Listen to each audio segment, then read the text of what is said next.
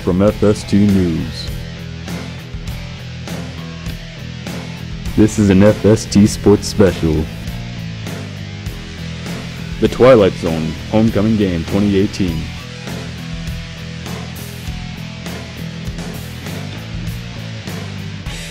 Good evening and welcome to FST News' live stream of this year's homecoming game. I'm your main host for tonight, Zoe Hutt. And I'm Blake Charlton, JV football player and co-host for tonight's show. Our Falcons are facing off with the Durango Trailblazers tonight. So Blake, JV, and freshmen took them on last night. Freshmen ended with a score of 28-14, and JV ended with 48-3. How do you think varsity is going to do based off of those scores? Well, I think our varsity is going to do very well tonight. I believe it's going to be an action-packed game and a very fast game. I believe if everyone does their job, we're going to have a great time tonight. Okay, so you're on the JV team. A lot of the varsity players are juniors. A few of them are sophomores. So you've played with them before. You've had the same coaches. Based off of that, how do you think they're going to play tonight? I think they're going to play amazing. Honestly, it just comes down to everyone being able to get where they're supposed to be, setting up their blocks, catching footballs, just fundamental football out here. Okay. So let's hope you're right. The game is starting soon at 7, so 4 minutes. But until then, we have FST News' reporter Christopher on the field to tell us about how the energy is in the stands. Hello, Christopher. Thanks, guys. The energy down here is amazing. Our cheer team is showing their blue and gold pride, and our Hilltown posse is getting super hyped for this game. Today, we're going to be interviewing with a few cheerleaders, but right now, our band is getting really hyped up. Hilltown posse is about to take over. Back to you guys in the studio.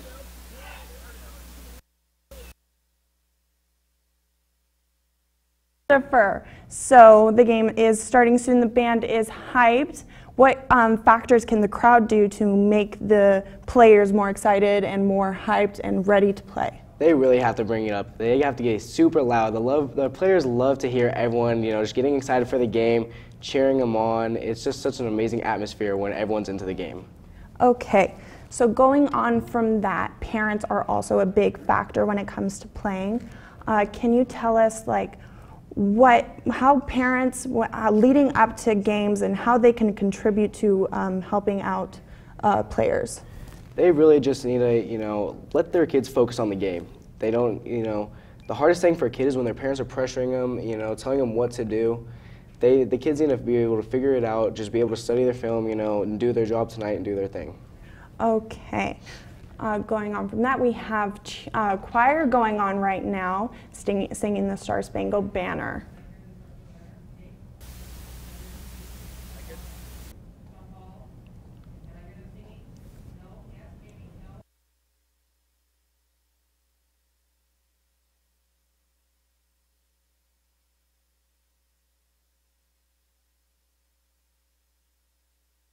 Players tonight, we have Jordan Blakely, number 2. He's our wide receiver, senior, and he has a scholarship for the Navy. Have you seen him play before? I've seen him play, and I love watching this kid play.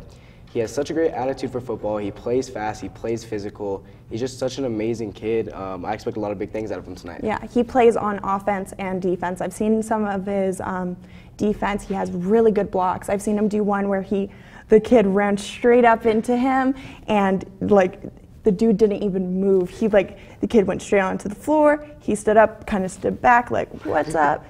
So things like that. Why is a good player like that so important to the team? It really gets everyone hyped. When you see a big hit like that, all the players just get super happy. They're like, oh, we want to go make a hit like that. Now everyone else is playing physical, playing fast. So, it's just a great game. Yeah. Okay, now moving on from that, Devin Cabrales, he is also a right wing. Have you seen him play? I haven't seen too much of him. I have seen him be able to play a little bit. He is a great receiver. He catches the ball, he can make plays. He's just a great player overall. Okay, going on from that, we have Jordan Wilson, a senior, number 6, also a wide receiver. He is the most viewed player on the Foothill team on the Huddle account. Why do you think that is? Jordan Wilson, he's just such an overall player. He can play every position. He's played, some safety, some receiver, some quarterback. He really does everything on this field. It's players like that that, make it just such a fun game to watch. You love watching him play. Just such an excellent athlete. Okay, so it looks like we're doing the coin toss right now. We have 4 captains out there. 3 captains? 4 captains? We'll see. We have a few captains out there. If we do win the coin toss, is that an advantage for us or is that a disadvantage for us? It really is an advantage for us because then we get to pick whether or not we want to play defense or whether we want to play offense. Both ways you can set the tone of the game, how you want to play it, just set the tempo. Okay, so if we do not get the, let's see, so it is going to... I believe Foothill has deferred the toss, which means we'll be kicking off the ball to Durango. Okay, so is that advantage, disadvantage? Personally, I believe this is an advantage because this lets our defense get out onto the field, play physical, hit them hard, hopefully stop them, force them 3 and out, make them punt the ball so we can get our offense out to score. Okay, it's okay with this. Okay. We'll be right back after we play this promo.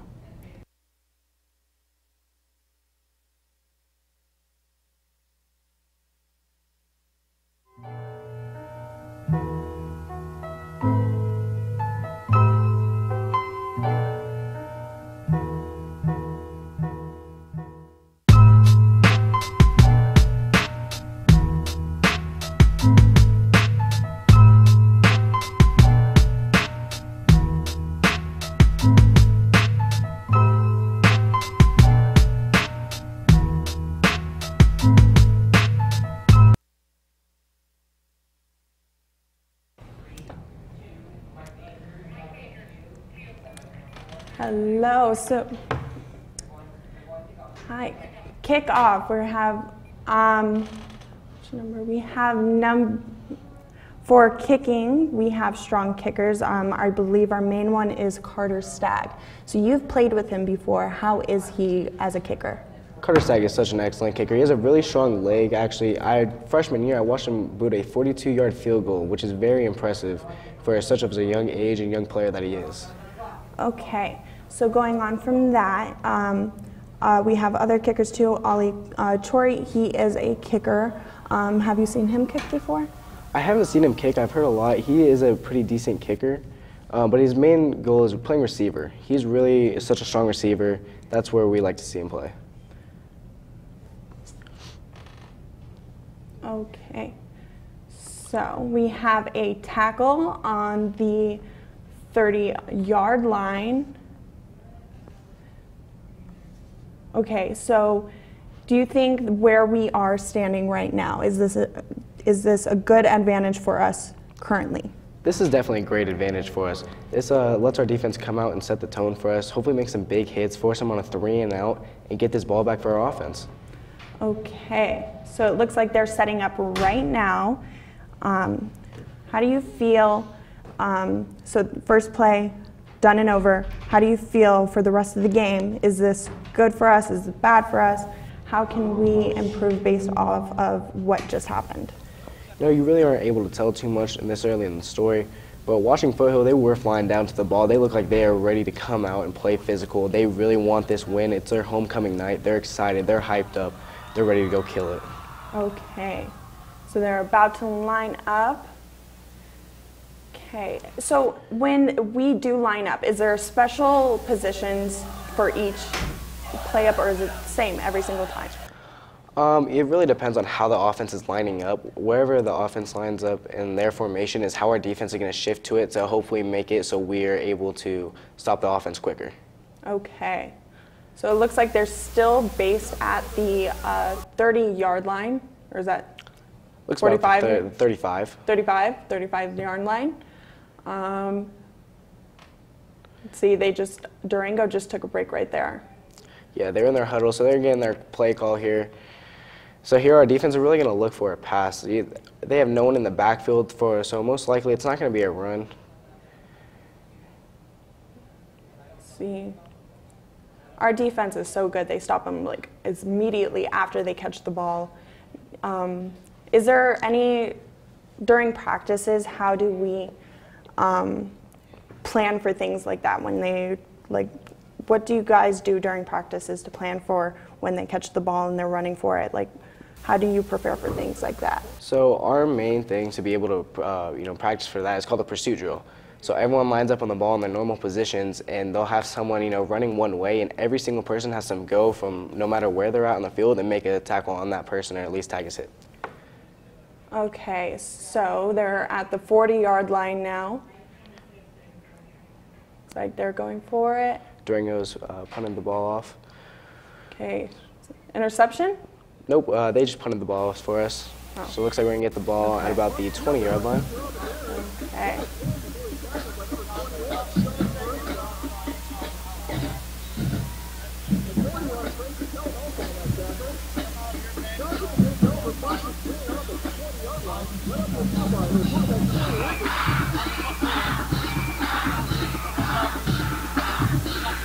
You can hear the crowd going. That's intense.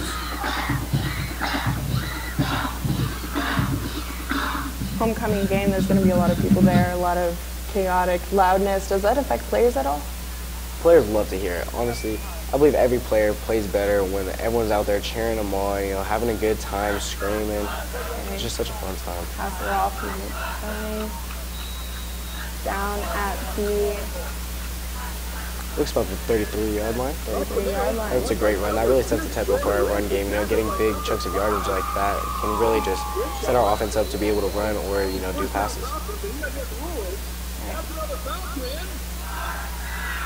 Thank you very much. I appreciate your assistance.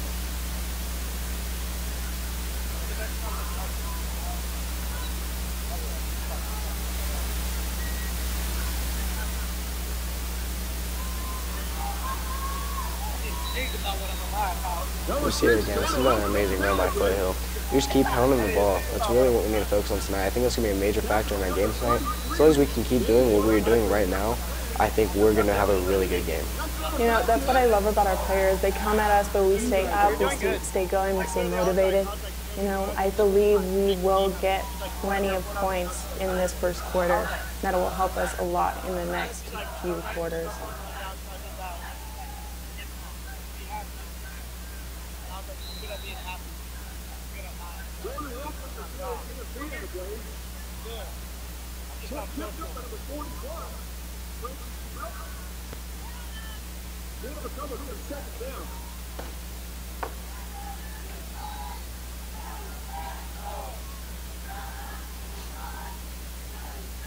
As we also see out here, we have Coy Riggin. Coy Riggin is just such a great quarterback. He's actually ranked top 5 in Nevada Prep last year for quarterback-wise.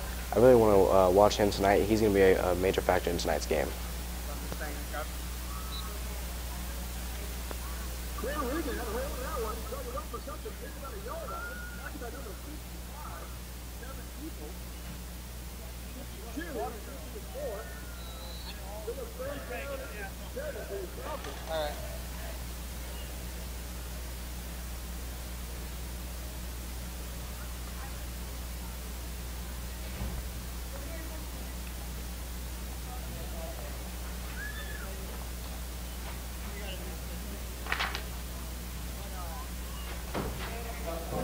Okay, so going on about the quarterback, what are some of his techniques? What are some of his skills? What is he very good at that not many players his age are?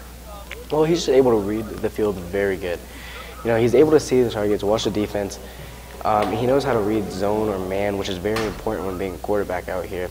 He can find open gaps, small windows, just be able to complete the ball into our receivers. It looks like our players are getting down and ready to hike the ball. Looks like we're going to see another pass here. There we go again with Coy Riggin. He's such a physical, ability. He can just roll outside the pocket and get the passes out to where they need to be. He's a really just overall great player, and keep an eye on him tonight.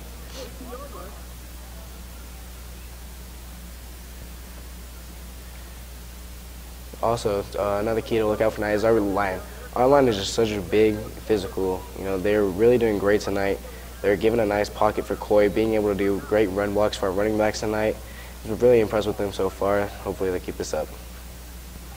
Yeah, understandable. I feel like our players, like even looking at them, our players have such a different build compared to Durango's player. Does build have something to do with playing like that? Size honestly doesn't really matter in the game of football. It's really who's going to outwork the other team here. Now, there is a little bit of an advantage. You know, our players are a lot stronger, a lot bigger right now. They're just completely overpowering the D-line and the linebackers really so far. This is like, we like to see this a lot. This is great. They need to keep this up. They're doing a great job.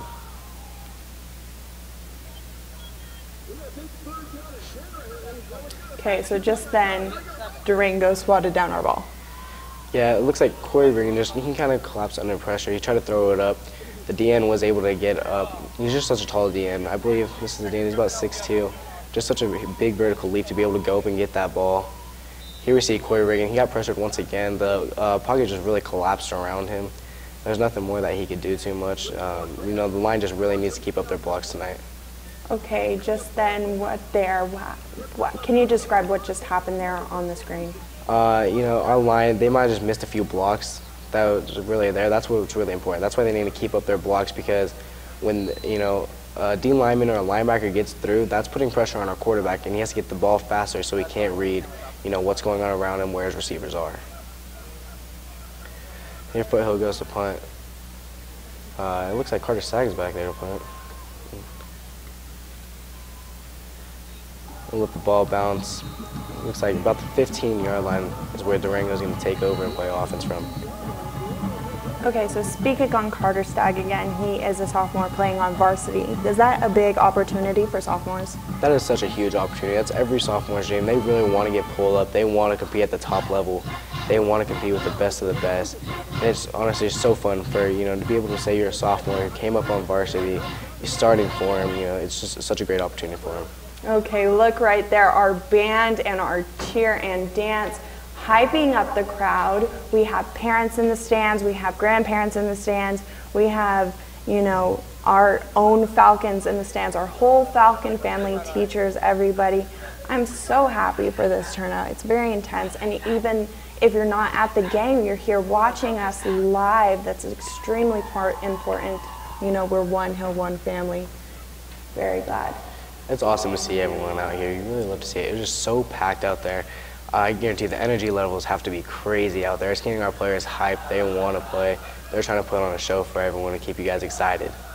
Yeah, okay, we can see right there number 6 and number 2, Jordan Wilson and Jordan Blakely, one of the strongest players on our team. Can you tell us about how they work together? You know, being, I know Jordan Blakely has some experience in quarterbacking. Jordan Wilson, they're both wide receivers. Like, are they a good dynamic on the field? They're a great dynamic. They both love to play physical. They love to be out there, and that's what makes them so great. They love the game of football, and they know how to play the game right. They know how to read the offenses. They've really just been playing great all season and all of last year too. They're so amazing to watch out there.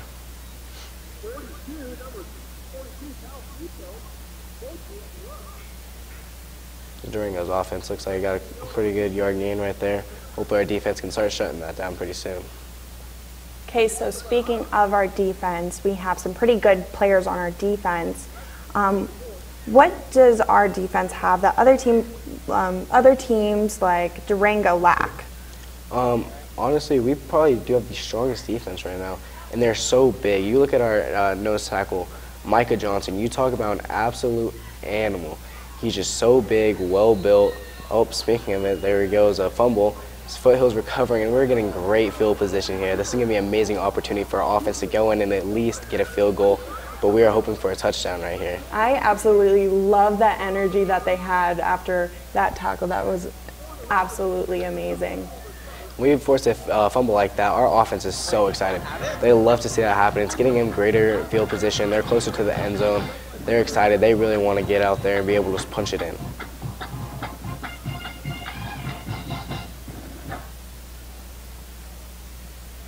We see our O-line out there too. They just look so big and so physical. They're just such monsters out there. They really need to focus on getting their blocks down tonight. Let's see how they do here.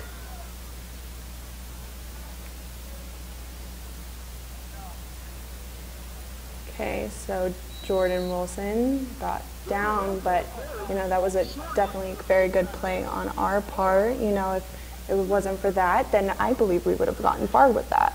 Yes, our offensive line did get very good blocks there. It's just hard to get a move on the outside right there.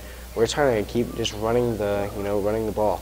That's really going to set an offense, or the tempo for our offense out here. We're doing a great job right now. We just need to keep it going.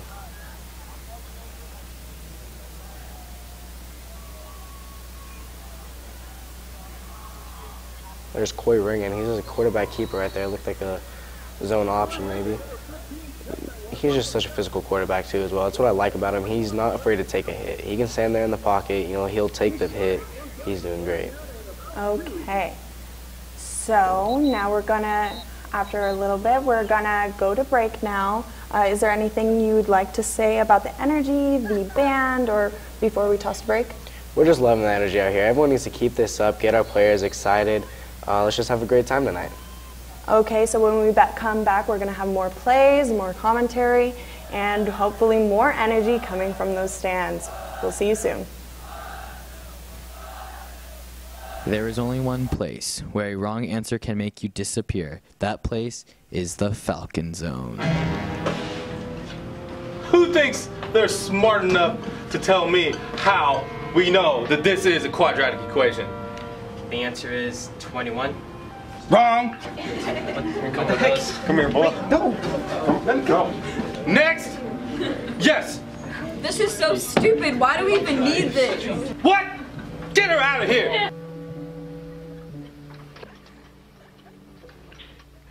What? Well, we're here speaking Spanish, but this is a math class. I don't even know what you're talking about. Well, yeah. Now I need everybody in here to just get out. Get out. Get out. Isn't it because x is squared and the degree is 2? That's correct, actually. Good job.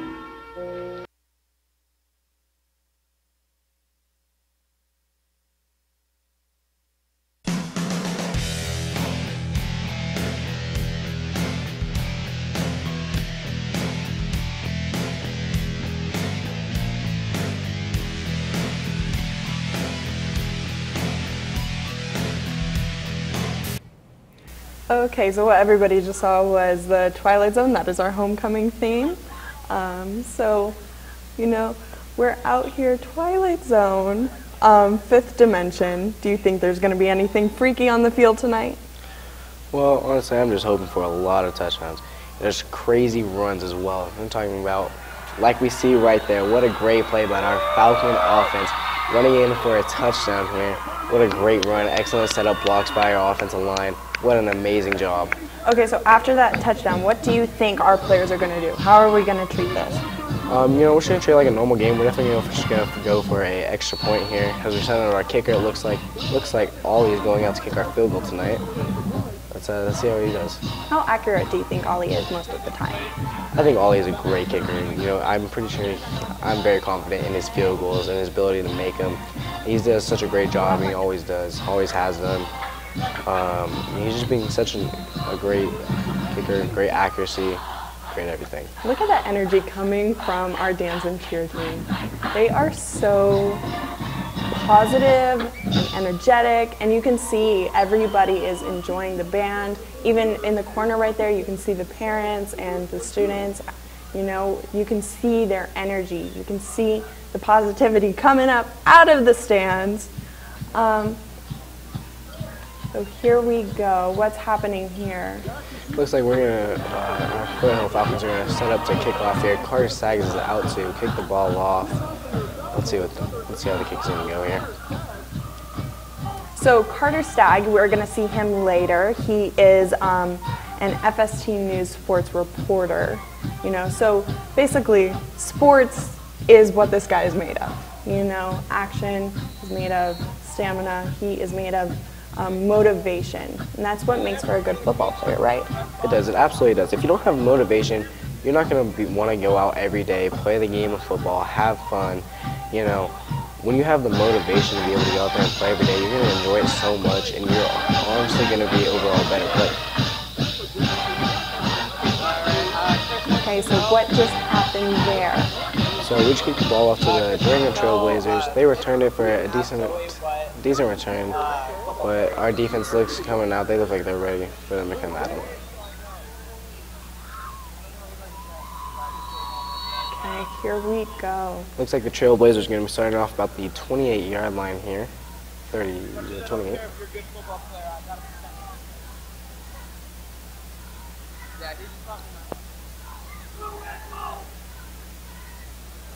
Great pressure by a D-line here. That's where it really comes in. Micah Johnson was up in the middle right there, getting great pressure, forcing the quarterback to roll out.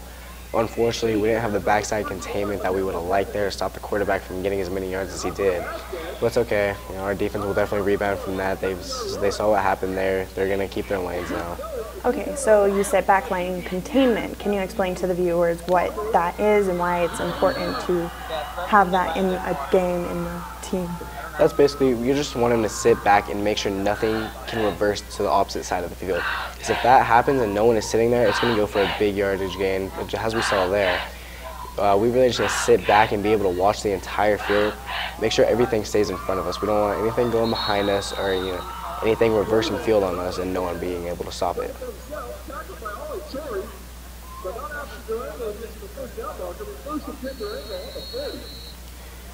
I saw him walk over towards me. Okay, so they're in huddle right now. In those huddles, what do you guys talk about? Really just our play calls, and if anyone needs help asking where they need to block, where they need to go, what they should be doing out here, that's where they need to ask the questions before we get out to the line. Make sure that everyone has gotten what they need. Okay, that lineup right there, right before the play started. How does lineups play an advantage? And like if you played the wrong lineup, how will that mess everything up? But if you play the right lineup, how will that benefit the team? Well, in our right lineups, obviously we don't have more men in a place than they do. So right there, when they go into a tight formation, we want to make sure everyone is in there ready to hit the guy, because they could be going right there. They went right down the middle. We need people to be able to contain and just hit down the middle right there, or they come out the outside, and we have great outside containment by our linebackers and corners.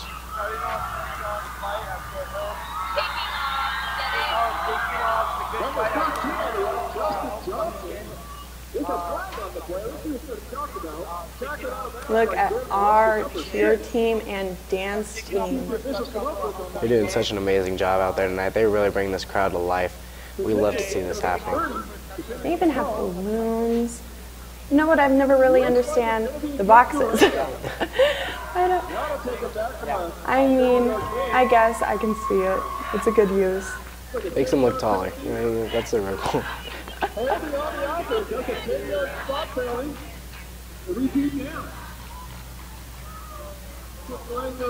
Looks like potentially a penalty may have been called on the Trailblazers.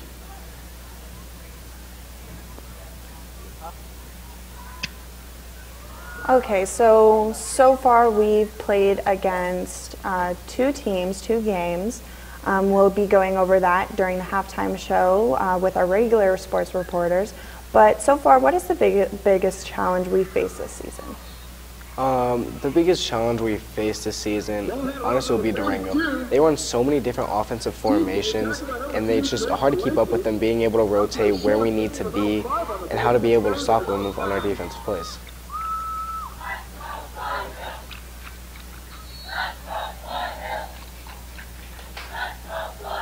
As we're seeing here, Durango's been through about, 3, maybe even 4 different offensive formations, which our defense are just shifting everywhere, trying to be able to contain them, keep them in one area, make sure that they're not getting big yardage plays.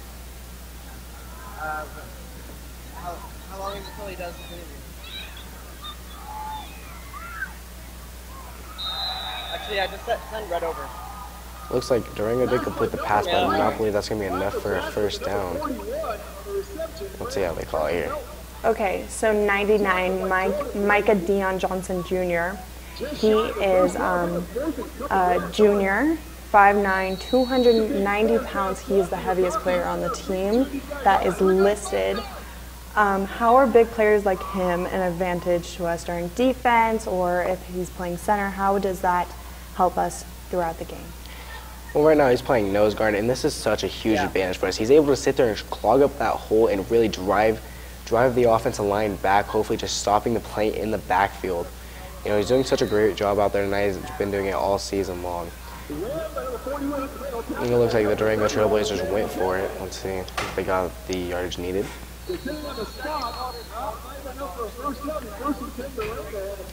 Okay, so while they're substituting in, how does JV and B team look? Any potential guys we should look out for next year, or even throughout the season if someone moves up? Our JV and B team have been amazing this year. Of course, our B team getting their first win yesterday against the Durango Trailblazers. Great job to them. And our JV team, we are 2-0 now. Our JV team, we are completely stacked with great players around the ball everywhere. Everyone is just doing their job.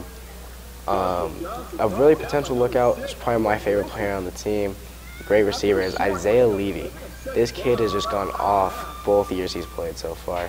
He's making big plays, he's doing great catches. He's doing everything that he can.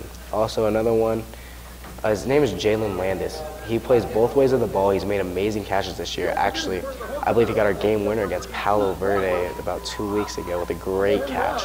And he also plays cornerback and just shuts down every receiver that goes against him. Okay, so looks like we're about to play. They faked it.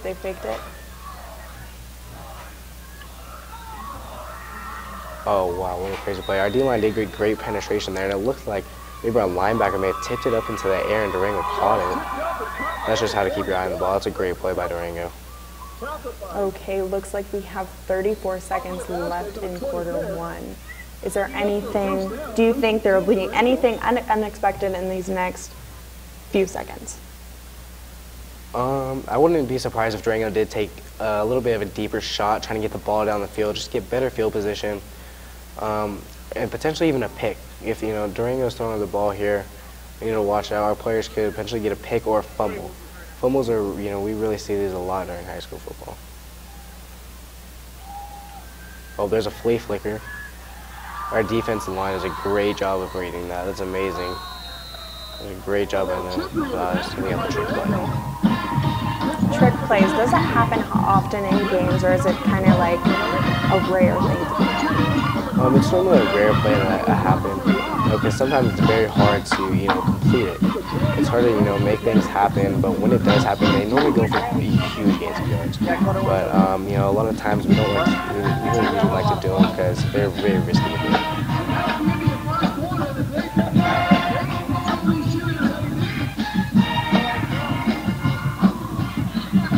Okay, looks like we are on to quarter two now. So that was a very intense quarter. We ended up with 7-0. Do you think that we'll be able to score more touchdowns in this next quarter? I really think we will be able to score a lot more points. The biggest thing that Foothill does is we are in great condition. We play all 4 quarters. Durango, we see, is getting a little bit tired out there, which, it's going to be great for us, and we need to just keep pounding it, keep playing our game, keep it going, keep doing our thing. It looks like our fans are doing a great job out there as well. They're getting loud, getting hype. This looks like such an amazing crowd out there. It looks like we have a homecoming proposal as well. Oh, it does. For Amber. Lucky Amber. Our cheerleaders. Actually, today we have an exclusive interview with 2 cheerleaders. We'll be seeing that later today in the show.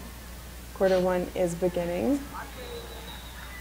Looks like Durango came down here. They're trying to do a screen, which they love to do this play, but we practice a lot on how to shut this down, which our defense does an amazing job right there.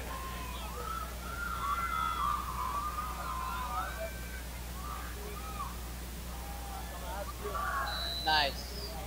Proud of you. Okay, so ended quarter one, quarter two. During the game, what are you thinking as of this moment? Really just keep playing your game, keep doing your job, just being able to shut down the opposing team. They're doing such a great job right now. They just keep their mind on this game. The game isn't even close to being over. They need to put up more points, hold the Durango's offense down, just keep doing what they've been doing. Okay, so the first game that they played was against a team that had no region where certain players had to join their team. Like they could pick someone from way far away, and Foothill absolutely dominated against them. What makes teams like Durango, which doesn't have that advantage of choosing players from any region, why is Durango so much stronger than them, and do you think Foothill can take them on? Yeah, Foothill definitely can take them on. Actually, Foothill does have a big advantage in this too, because these players have known each other for a long time. They've hung out, they've built the chemistry, you know, they've all become friends, they've hung out, they know each other's play style, what they should be doing, and they have a lot of trust in each other. Where a lot of the times you'll do these recruitments and, you know, when it's happening, they don't know each other, they're not bonding, they don't have a great chemistry, they're not able to trust everyone yet, so, you know, they're still, you know, trying to be a one-man team and do everything by themselves.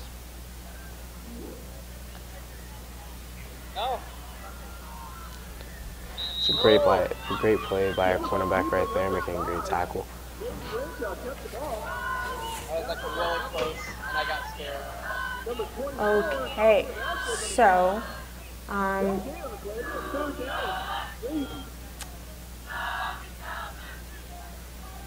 see Big 99 lining up there again. What a tank he is. I like to talk about this guy a lot because he really is in there at every play, just pushing back these centers and the guards, filling up the gap, and just making sure no one's running past him. okay, so we're very, very, very close to. We are end zone. Yeah. Oh, Durango makes the throw. Looked like he did drop it. Let's see. Oh, the ref's calling. They're going to be down at about the 1-yard line. Be interesting to see what Durango does here and how Foothill will stop this. So in practice, how do you guys prepare for this situation? Really, we have to watch a lot of film on the other team and what they like to do. So we'll have, you know, people line up in different formations, and our defense has to be able to adjust to it, you know, see what's going on. We'll run their plays, see if we're able to stop it. And then offensive-wise, we'll have other players line up in Durango's defense, be able to run a play so we can see which player we should be getting and how every play should be able to go. You know, I'm going to be honest with you, if I was in their shoes, I would be super nervous. Are you guys nervous when you're right there? It's definitely a nerve-wracking experience. I think once you really get out onto that field though and start playing, you get super excited. It's such a fun environment. You're just out there playing with your friends, you know, having a good old time. You can't really overthink it because that's when, you know, the mental mistakes start coming in. You know, you start getting worried, you drop footballs, you're fumbling the ball, throwing interceptions. But really right now they're looking calm, like they're just having a fun time out there. Okay, so looks like Durango did score. We're now at 7-7. Yeah, our boys really cannot let this get to them. Okay. That's one little mistake here. They just need to keep on going. Our defense needs to start shutting them down. Okay, so after the break, we'll have more plays, more commentary, and even a few interviews. We'll see you then.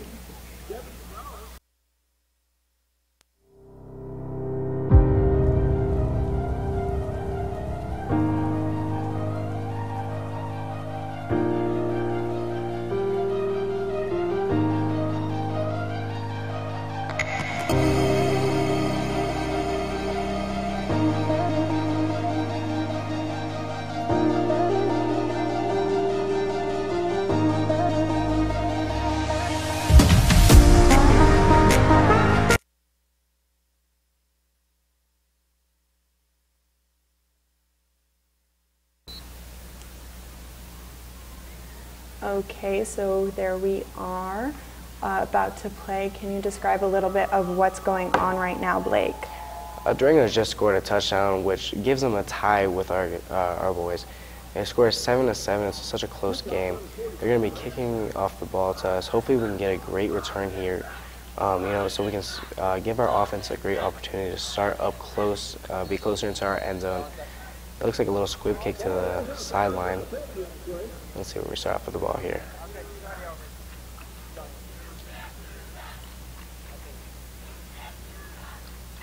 That's my bad, sorry.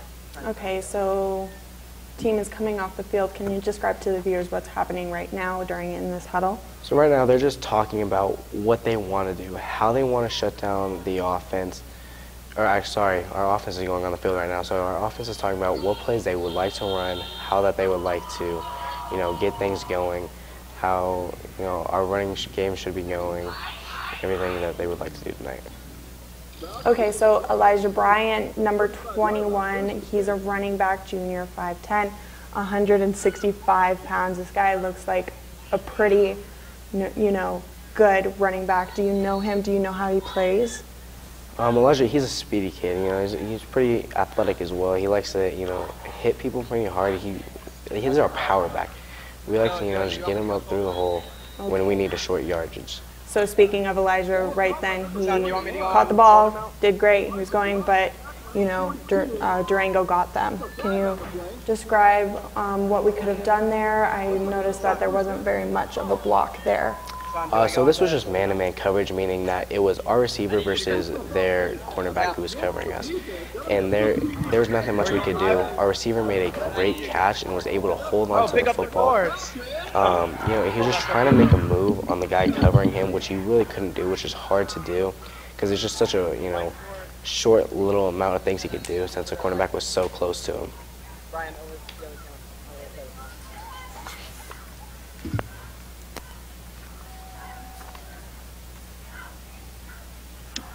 Okay, apparently I'm dumb trying to figure this out. This is where it says the lock on. There's another great running game from us again. We've been doing a great job at this. Our offensive line has been able to just demolish the other team. They're just completely kicking them out, pushing them to almost our end zone, just killing it, running the ball straight down the field. We would like to see this continue tonight. Okay, so 28, Braden Wilson. He's a wide receiver, senior, 6'3". This seems like a very strong player. Have you seen him play before? Do you know how he is? He seems like very top. He has 1,197 views and 43 followers on Huddle. That's compared to his other players who have less. A few of them have 15, 53. So 1,000 against 53 views, that's a big number. Well, teams and everyone around the state right now just loves watching him. This kid is very physical and his technique is great. He does amazing footwork. He's able to run routes just crisp and clean. No mistakes. He catches the ball such amazingly. He does a great job at everything. Okay, so it looks like Jordan Blakely, he has the plays on his wrist. Does that mean he's the captain? No, normally the quarterback, Corey Riggin, would be the captain out here tonight.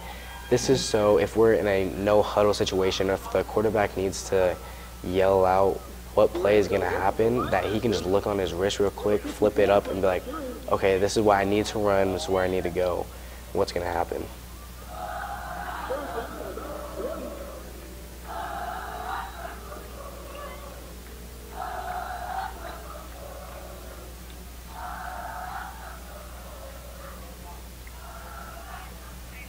Okay. Another big player to watch out for tonight will be Julian Bradley. What a great, he's a center tonight. He's number 65. He's the second biggest kid on our team following Micah Johnson. He's an absolute monster. I'm pretty sure he has a scholarship actually.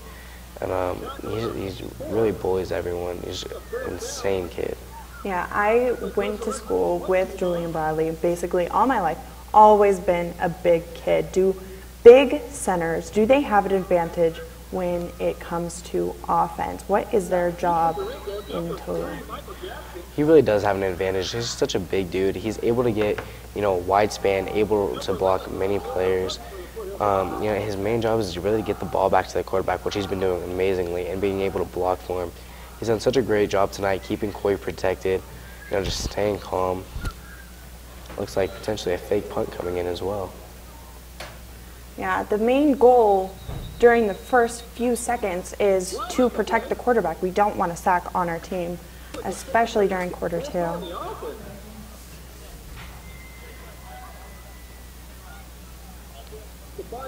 Looks like a flag has been called on our Falcons. Let's see what this is about. Okay, so while they're going over that, next month is Pinktober, Breast Cancer Awareness Month. Do you guys have any plans for next month? I know you guys do a pink game. Do you know anything about that?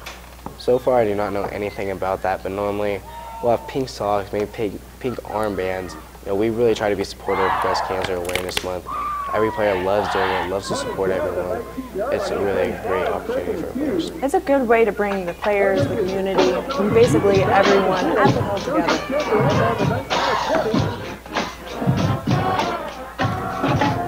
Okay, we can hear the band going on. Looks like Daniel's going to get the ball back here as well. It's about 30 points now. So far, defense can shut it down here. Yeah, we're tied, but I believe Foothill knows we have an advantage here. We have such a strong team, am I right? We do. They are insanely strong, and they've been working all summer, even before that, so hard, especially for this game. You know, it's such an amazing time for them. I really think that they are so pumped up for us, and they have the advantage here. You see our cheerleaders doing a great job out there, too. Props off to them. They're getting this crowd pumped up, and so is our band. Doing such an amazing job. See all our fans getting out there, getting crazy. It looks like a great time. You know what I wonder? It's not every single game we don't really have balloons. So I wonder what the balloons are. Are they because it's homecoming, or is there something special going on for cheer? Oh, look at them. They're going out there. I'm pretty sure this is just for homecoming. Some nice decorations. You know, everything is looking amazing out there. You can see all the 90s gear as well out there, you know, all the bright colors. You know, everyone's really part of the school spirit. They're doing a great job of that. Okay, so it looks like we're getting ready to play.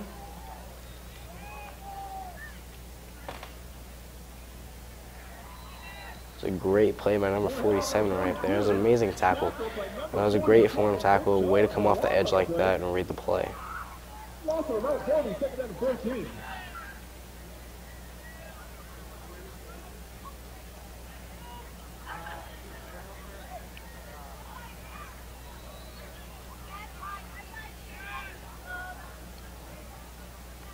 So we're very close to the end zone right here. Yeah, we really want to just keep trying to push him back and push him back, make him either punt or potentially even get a safety here, which would be the ultimate goal. Looks like Durango went back to pass. Looks like incomplete. Intended for number 33, just off the fingertips. I think that's third down, 13. 5 minutes and 51 seconds in the second quarter. You know, do you think this is enough time for us to score a touchdown, maybe even 2? This is definitely a great opportunity for us. We could definitely score a touchdown right here. Our defense just needs to stop them right here. This is a third down. This is a huge third down part of the game.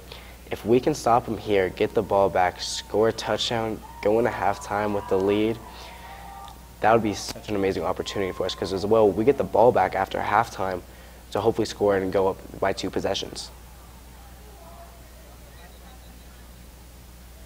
Okay, that was almost an interception. Not really, though. Very close together. Kind of confusing then, right? Yeah, it really was. You know, it was just our cornerback being right on top of that receiver, trying to, just knock the ball away. Looks like a flag was called on the play. Let's see what they call here.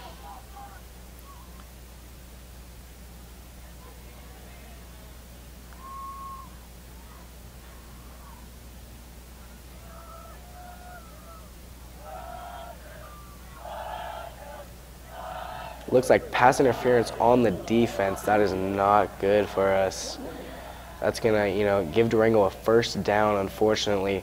There's still plenty of time left in this quarter, though. Our defense can really get a huge stop for us right now. Just force a 3 and out, which, just stop them for 3 downs and make them punt. Our team looks disappointed. Does this affect the way they play?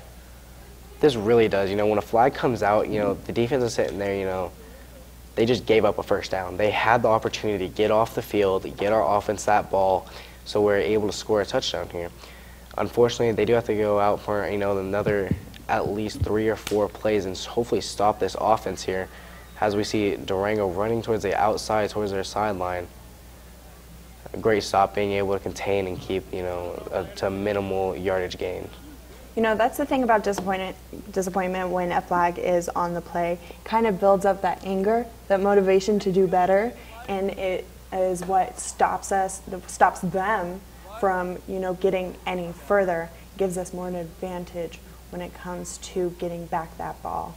Yes, it really does. Our players, especially when the flag gets called on them, they're frustrated. They don't understand why this has been called on them, what they did. So they sit there and they know they can't talk to the ref. They can't get angry at other players. So they just want to sit there and make a big play happen, get their motivation back up. Looks like Durango with a fullback dive or dive straight up the middle. Let's see, he's still on the floor and he's up. Even when there's someone on the opposing team on the floor, it's still kind of scary. I'm Christopher Set. Along with, we are terrified when someone on our team doesn't get up off the ground. You can see that they're injured. What is it when the opposing team is on the ground? We're still concerned for them. We're all, just players here. We love to see when they get up. Most of the time it's not a huge injury, but, it is devastating to see them on the ground. You never want to see someone getting critically hurt, laying on the ground, needing medical attention. It's always just sad to see that. What's the score, 7-7? That's a, fullback dive right up the middle. That's something that's really hard to stop. That's where our linebackers and, our defensive line really need to step up in there and just get a big push, try to force them to go backwards, make the tackle, behind, where the football started, and just, keep them from going anywhere. Okay, so yesterday you played here at the Hill, correct? Yes. Okay, so this may seem like an odd question, but how is the turf? How is the grass?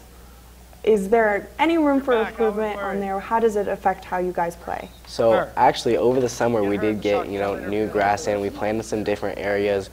So the field felt great yesterday. Normally we used to play, dirt, which was really hard. You were slipping on, gravel, like some loose rocks. But this grass felt amazing. Our cleats were sticking right into the ground.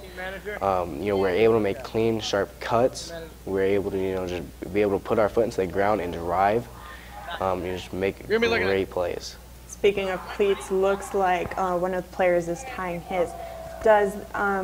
So cleats, are there any special kinds that help you in the game, or can you just get any cleat for anything? What is better? Is expensive shoes more better, the cleats more better than cheaper ones, or how does it differ? Honestly, any football cleat works. It doesn't matter the price, as long as it's a football cleats. You have these little spikes at the bottom, just little pointy things that can stick into the ground and just be able to get you to be able to stop on that field, be able to drive or make cuts where you need to be. The price never matters for anything. All you need is, just some nice football cleats. Definitely helps you out there. Okay, so cleats, digs into the ground. Football is a contact sport. Do you ever get cleated? I get cleated all the time. It's a hard part of football. You'll feel someone, stomp on your leg, or they'll slip into you. You get a couple cuts and bruises, but that's just the game of playing football. You gotta, just ice those, brush them off, rub some dirt on it, as every football coach says. Oh, and Durango's quarterback on an amazing scramble. Oh, great play by number 6 there, just deflecting the ball. Number 6, that is Jordan Wilson, most viewed player on Huddle. He's very known to colleges. Even here at the Hill, he's pretty known as a very good football player. He's such an amazing player. As you can see, they're just playing physical, keeping with the player the entire time, making sure he doesn't get behind him and that quarterback can't, find either an open lane or be able to throw the ball to the receiver. So in those situations, you gotta think of where the player is going before they're going. You gotta think of where they're gonna throw the ball before they throw the ball. Is there, how do players think of these things? So our biggest key right there is our football coaches say reading their hips. Basically, when a football player is going to turn or make a cleats cut, you're gonna just watch their either their belly button or their hips. And it's gonna tell you where they're gonna go and how to cut on it and how to react. As our refs are actually gonna huddle up right here. It's potentially a flag. No shame. Well, so body language. You read their body language. That's how you tell what they do before they do it. That's exactly what happens right there. You know, a lot of times you'll see players look where they're going as well. You know, they're not, you know, able to just be able to look you off. So sometimes if you look into their eyes, they'll look, you know, left or right, and that's where they're going to cut a lot of the times. Okay, so when a player has the ball, they're holding it in their hand, and they do that little zigzag thing. I guess they call it breaking ankles or something like that, and you know, guys go different directions. Is there a way you can like look at it and see like, oh, they're not going to go this way, they're going to go this way? There's no 100% chance of way to tell. The best way to be able to, you know, stop that is to break down, you know, stomp your feet into the ground, stay in front of them, open up your arms, and then you'll be able to take off in whichever direction they decide to take off with, and hopefully making that tackle. Okay, so 1 minute and 48 seconds left in this quarter. Do you think we will be able to get a touchdown with this at the moment? This is really up to our offense here. A touchdown would be super hard to get if our defense does shut down. That would be amazing. Okay, so we're going to go to break, but we'll be right back. We'll tell you about everything going on during this game. Not right now.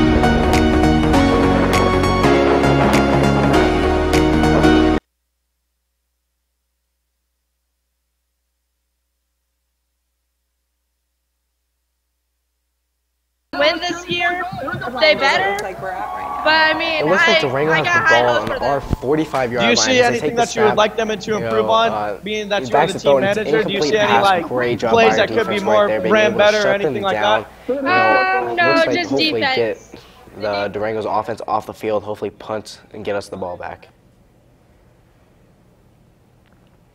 I believe this is going to be a 4th down for Durango 2, potentially. So let's see whether they're going to punt it or let's see how they're going to play this out. Okay, let's go to break. We'll be right back with interviews and comments.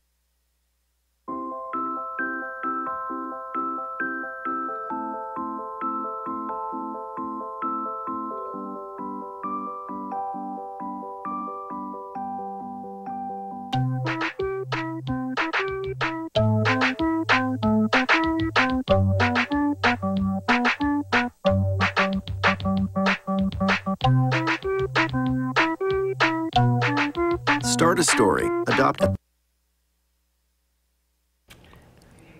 Okay, looks over here that we just threw the ball. It looks like we did get our ball back, which is amazing for our offense to be able to do. It looks like a ball was just thrown up there by Coy Riggins. You know, I wasn't able to see if he caught it or not. Let's see what they do. It was an incompletion, unfortunately. T-O-P-H-E-R. You know, it was still a beautiful throwing ball. We just really need to come out with those. That was hard to do. Durango was really just staying right next to him right there, going after that ball and trying to make sure he doesn't catch it. Okay, so they're getting ready to play.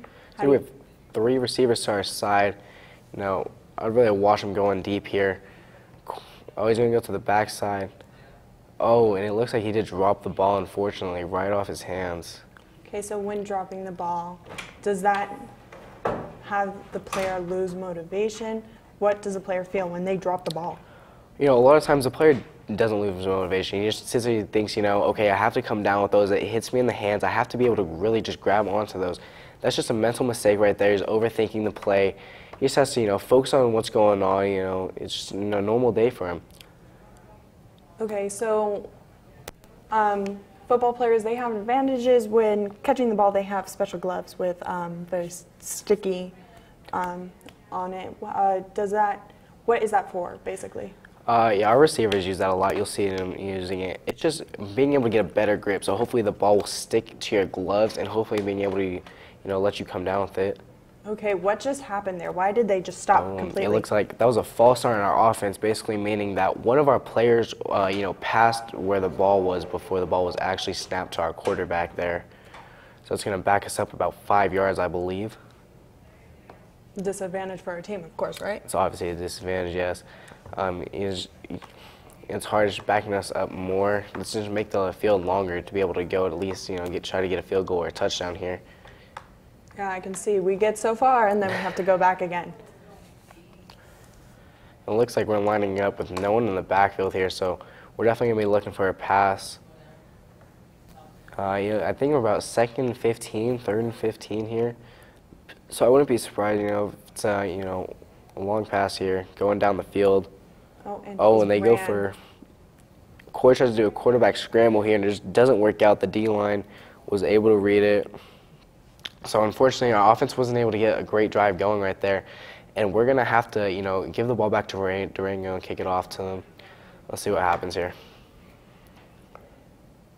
Okay, looks like they're going back in. What do you think they're doing in this moment? They're just talking about over how they want to do this, because a lot of times you're not going to want to punt the ball to the, opposing team, because if they do catch it and are able to run it back for a touchdown, it's bad for us. Okay, so while they're in huddle, we're going to cut to break. We'll see you soon.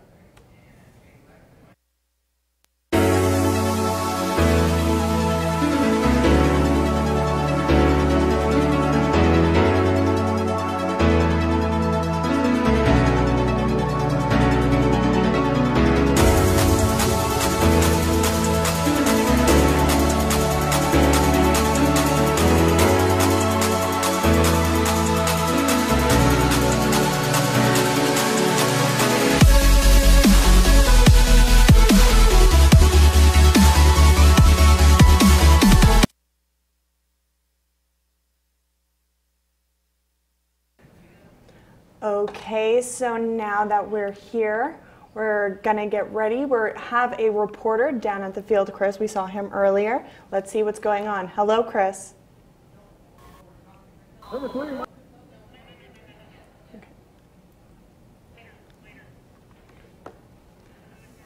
Okay, end of the quarter, actually. We're gonna wait until this play is over. We're just punting the ball off to Durango. This is actually, they got some pretty decent field position here, and they still have 1:09 left, which is actually a lot of time in football. They can drive down the field, get a field goal or a touchdown here, which is, our defense really is going to have to step it up here and help our team. No, right now we're tied. We have a minute left, about a minute. Do you think that this quarter is just going to end it in a tie? I really hope so. That would be the best option for us right now, seeing where the ball is and that Durango has the ball. And I really believe in our defense here that they are going to be able to stop them and just end this in a tie. Okay, Durango is coming out on the field. Do you think they're going to be stronger after that switch back, or what do you feel? I really feel our defense is actually going to be stronger here. The way they've been playing today is very impressive. They're playing physical and stronger. They're doing great. I'm hoping to stop their offense today. Okay, they passed it off. Oh, they handed it off to the running back. It looks like they're just going to try to run out the clock, go into halftime, tie it up. Let's see how they play this game out.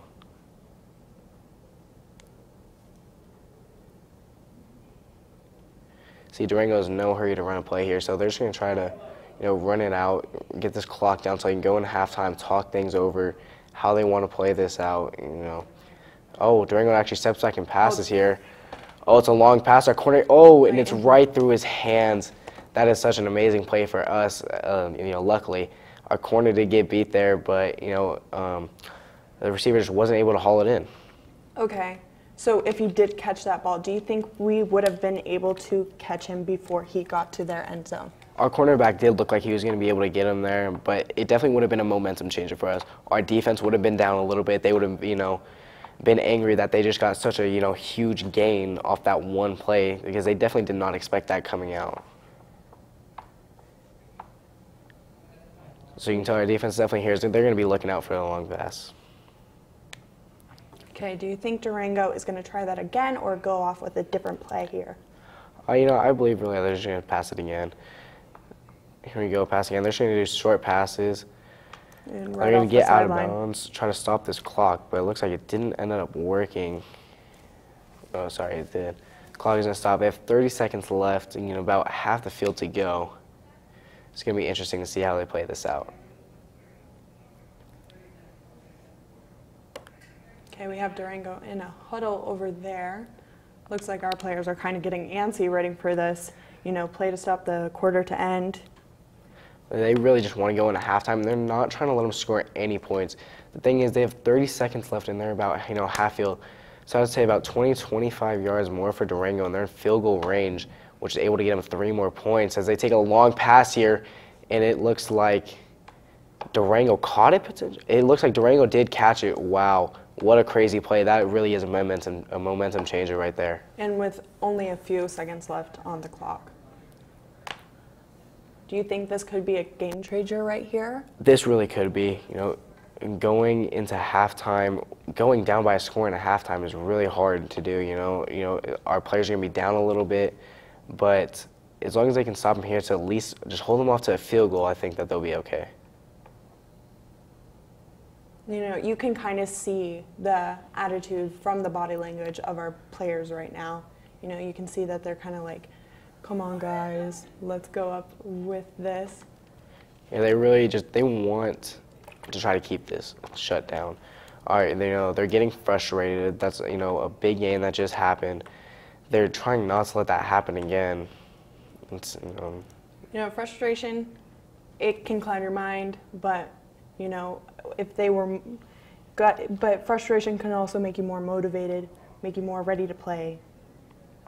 I think that's what really helps our defense there, is they get more motivated with frustration. As Durango quarterback tries to keep it, and our D-line are going to shut that down. Great job by them right there. It looks like a timeout has been taken by Durango.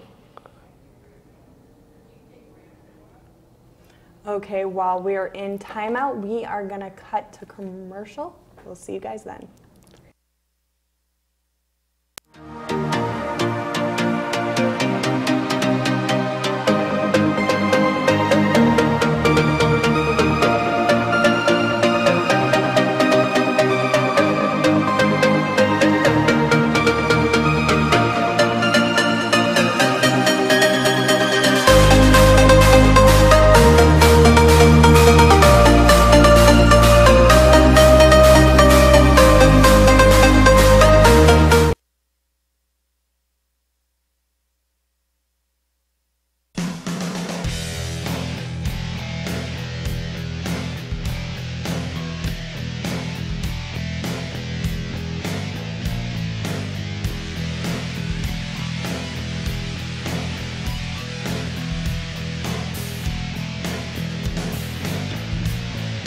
We are back with a tie, 7-7 with 14 left on the clock.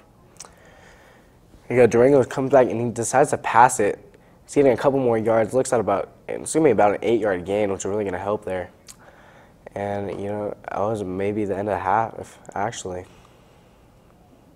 Looks like we're done with 6 seconds remaining. 6 seconds remaining.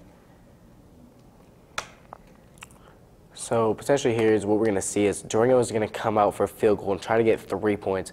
They're really close here. Let's see if they have, the leg to be able to do this. Our defense is talking things over right there. They really want to try to block this field goal.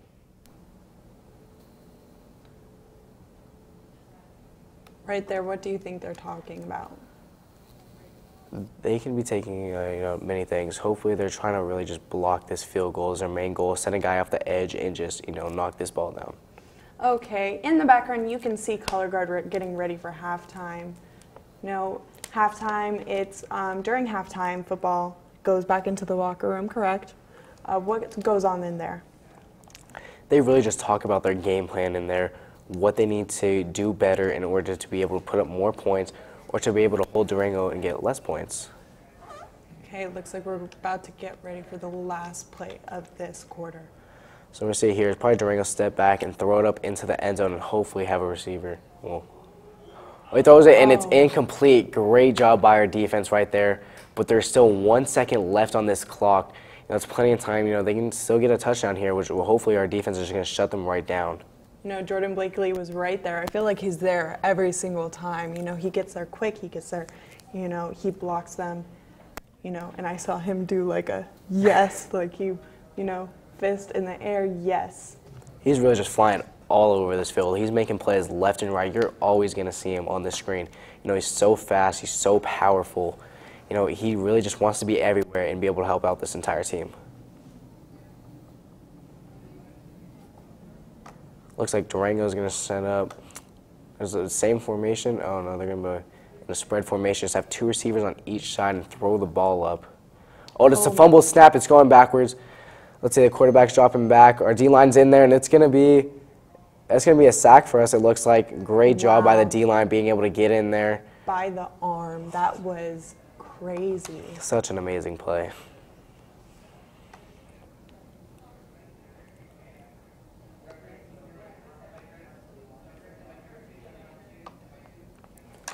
Okay, looks like their cheer is going out onto the field.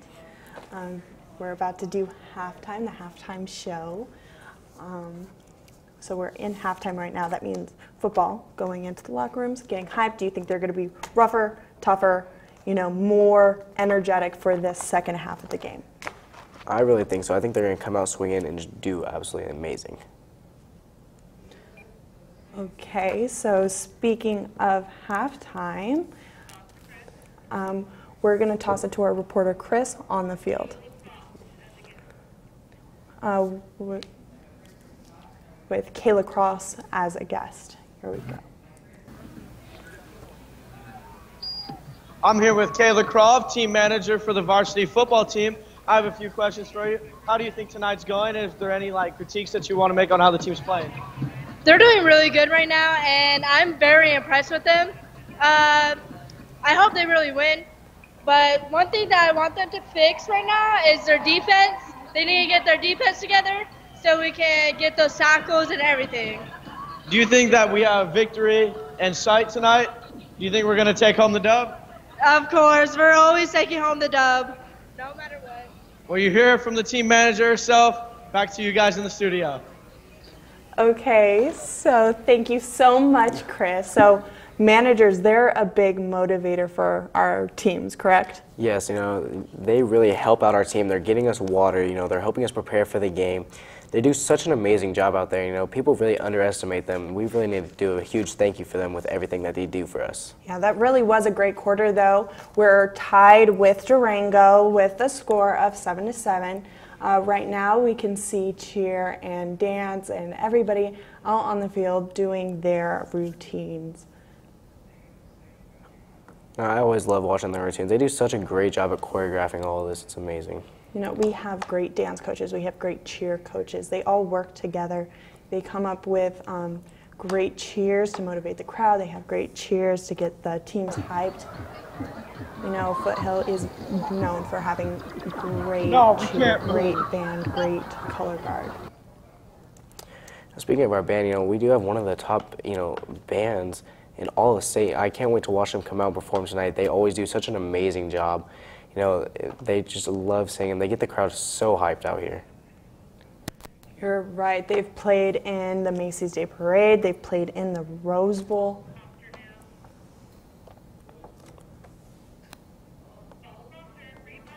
Okay, well, that was a great quarter. We still have a score of 7-7 against Durango.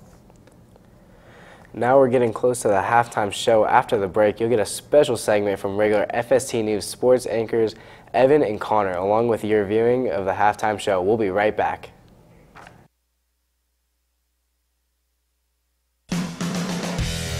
From FST News.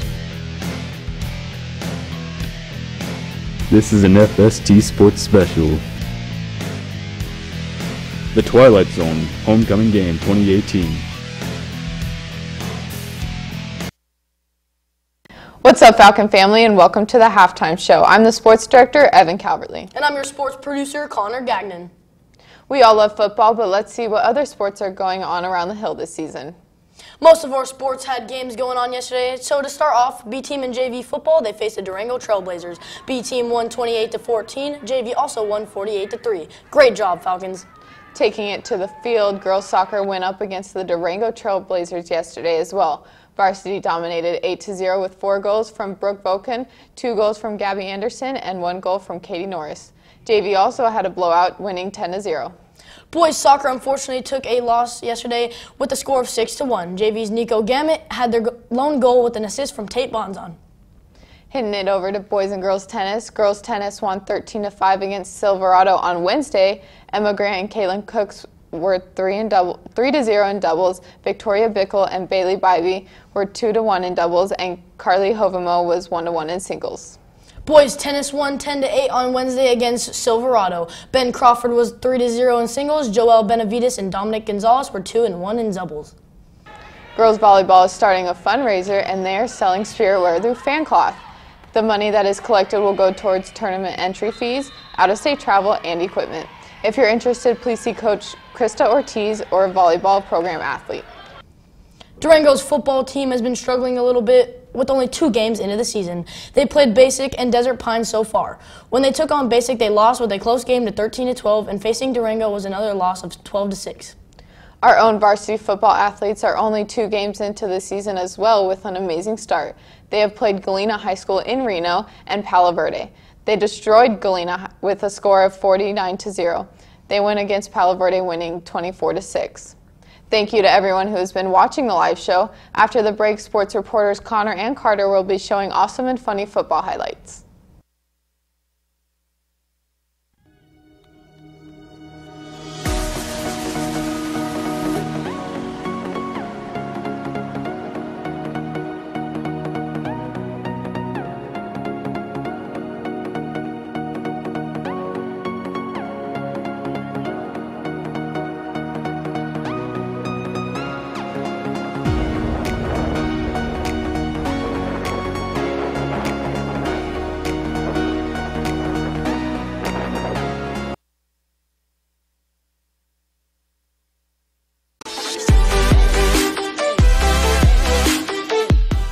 Good evening, Falcons. I'm Connor Gagnon, your sports producer. And I'm Carter Stagg, your newest sports reporter. We are starting something new here at FST Sports that will be shown every Friday on the 9 a.m. newscast. The top 10 highlights of the week. Without further ado, number 10. For number 10, we have Ollie Troy with the sack on the Palo Verde Panthers quarterback.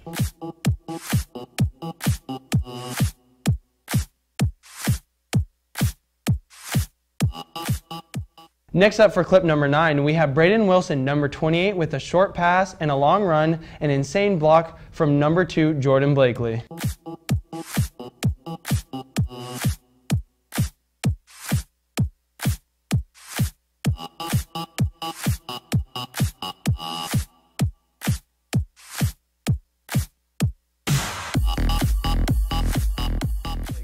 Carter, I think that block was so good we need to see it again.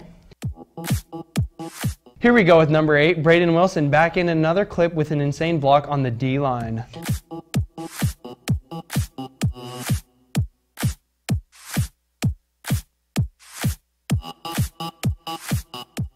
Moving on to clip number 7, number 6, Jordan Wilson with a long touchdown catch almost out of bounds.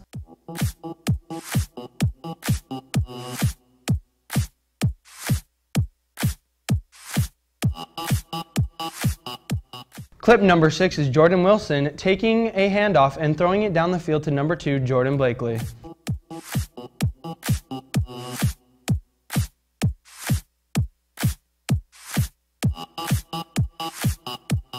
Now on to number 5, Coy with a pass to Jordan Wilson as he runs to the 45-yard line from the 15.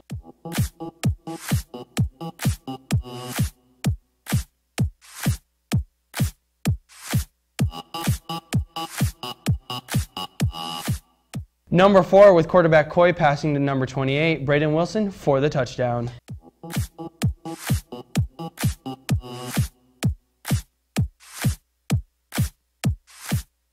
Number 3 starting strong with an interception from Jordan Wilson.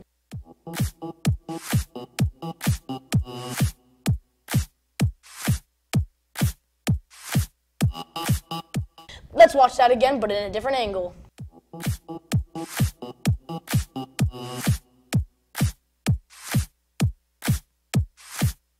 As we get into our final highlights, we have clip number 2 with Braden Wilson leaping for the catch for a 20-yard gain.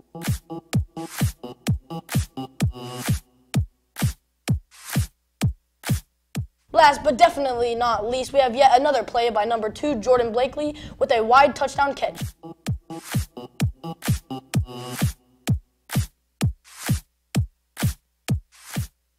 For more highlights, tune into the Friday 9 a.m. newscast. From FST Sports to you, have a wonderful Friday.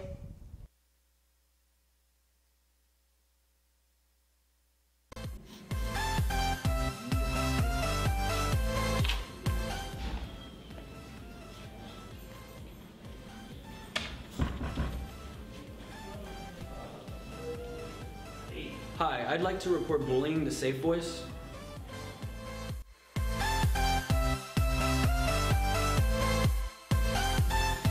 Safe Voice is a website and an app used to report bullying, harassment, self-harm, suicidal thoughts, violence, and threats.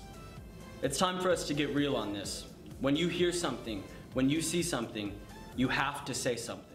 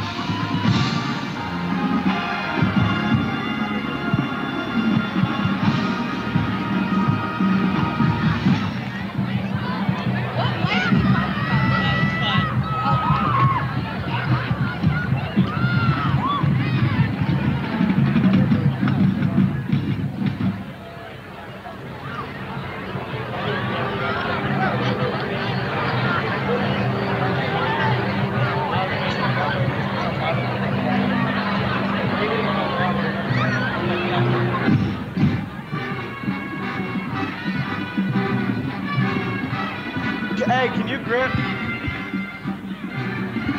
Okay. Shit.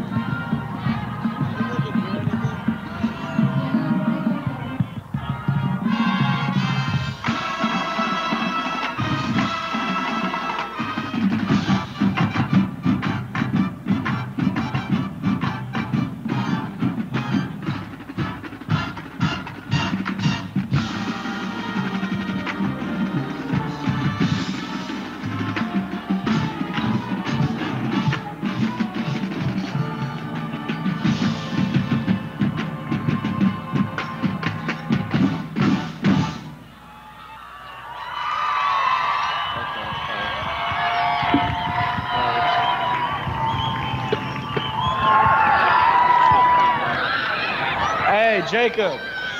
Jacob.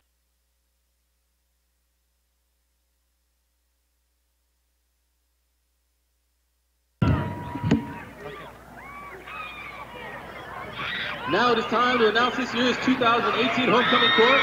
In the first car, we have the wonderful staff king and queen. Your homecoming staff queen is Miss Burns. Miss Burns is an English teacher at Foothill. She loves animals, even though she's allergic to 98% of them. Miss Burns is a world traveler and loves podcasts. Your homecoming king is Mr. Bichetti. He is a campus monitor. He coaches 3 sports, which are football, wrestling, and baseball. His hobbies include going to the gym and taking care of his family. He has many accomplishments in life, which include conference championships, coach for wrestling, and the assistant coach for the U.S. National Football League. The money they raise will go to the Riding Trail Rescue. At the school, he raised a whopping $2,887 in 3 days. Way to go, Falcon. Up next, we have the rest of the 2018 tour. Your freshmen, Lord and Lady, are Willow Britt and Coach Smith. Willow loves riding dirt bikes, shopping, and obviously sleeping. She plans on going to college to become a physical therapist. Willow has won many beauty pageants and can eat a box of mac and cheese in under 20 minutes. Kellogg's hobbies include playing football and playing Fortnite to get that victory royale. His plans after high school is to go to trade school, and he feels accomplished that he made the football team. In the next car, your sophomore Duke and Duchess. Our Kylie backslash is Gavin Martin. Kylie likes to play volleyball and to watch Netflix when she is alone. Her plan after high school is to become an UFC and save some lives. Lastly, her accomplishment is she made JV volleyball. Gavin loves to play sports, especially volleyball and football. Gavin also plays Tennessee Tech College, still undecided of potential colleges. Gavin has one accomplishment, and it is that he made the JV football team. In the next car, you have your junior prince and princess, Kate Allen and Boston Romero. Kate really likes to be cool, and her plan after high school is to get a degree in medicine. Her accomplishment in life includes making the volleyball team and making friends easily. Boston loves playing football and lacrosse. He plans on getting a scholarship to play lacrosse out of state, and his accomplishment is that he made the varsity lacrosse team as a freshman. And it is now time to announce your senior court. In the first car, we have Sierra Freeman and Luke Bennett. Cece loves hanging out with her friends, singing, dancing, and sleeping. After high school, she plans to join the National Guard and then go to college to become a defense attorney. Luke likes to work at Smith and hang out with his friends. His plans after high school is to attend the University of North Texas to become a music education major. He has many accomplishments in life and one being an extremely successful acting career and a 2-year sax player. In the second car, we have Alex Moreno and Adrian Marquez. Alex really enjoys eating McDonald's chicken McNuggets, and her plan after high school is to go to CSF for 2 years and then transfer to a university to study social work. Some accomplishments are she is able to speak up for someone who otherwise might not have the voice. Also, Adrian ran out to college without expecting anything in return. Adrian really likes baseball. After high school, Adrian plans on going to Arizona State to major in criminal justice. He has many accomplishments, but he has completed the Blazing Wing Challenge at Buffalo Wings in 3 minutes, and he made the varsity baseball team in the past year. Next, we have Dylan England and Tori Louie. Dylan has many hobbies, some include sleeping and playing the piano. His plans after high school is to join the Air Force, and some accomplishments he has is making. Thanks, guys. I'm here with Savannah Stevenson from Student Council. So why is this game so important to the student body? This game is important to the student body because it's our homecoming game, and right after the game, you follow it into our homecoming bash. And the game is exciting because it gets the boys excited for their year. It's only their second game of the season. And if you went to their first game, if you saw our HTP, it was pretty exciting. We covered it out with white. Yeah. So you guys are really into making sure that school spirit is all around campus. So how are you guys making sure that there's great school spirit this year? We tend to make our spirit days pretty easy for most people, like if they can, like, say 70s trends. I mean, everyone can throw on some tie-dye wear or whatever fits for the 70s and call it groovy. Mm-hmm. Great. So final question. So you guys have been more active on social media, posting on your Instagram stories. Why this change from previous years? We're trying to really involve the campus more and get them more involved in, like, what's going on. Like, if they know more, they could do more. If you don't know, you can't go. Great. Well, thank you so much for joining me. Now back on over to Zoe with what's going on with the game.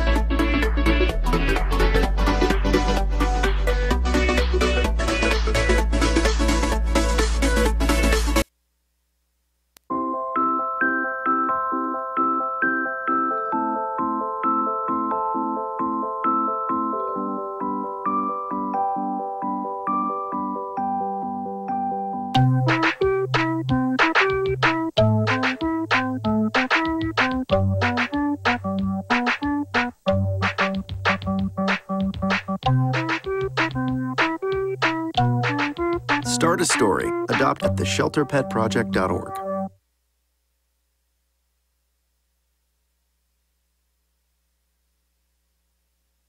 We live our lives going forward, but when things go wrong, we need to look backwards. But what if we lived backwards? Would everything turn out perfect? We'll see in the Falcon Zone.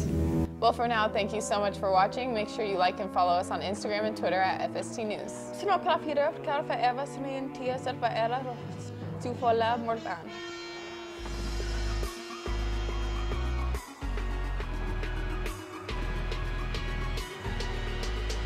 Cut! What was that at the end? It sounded like gibberish. Nate, wait, doing what? You know what I mean? Why aren't you yelling at her? She messed up the whole show. Oh my gosh.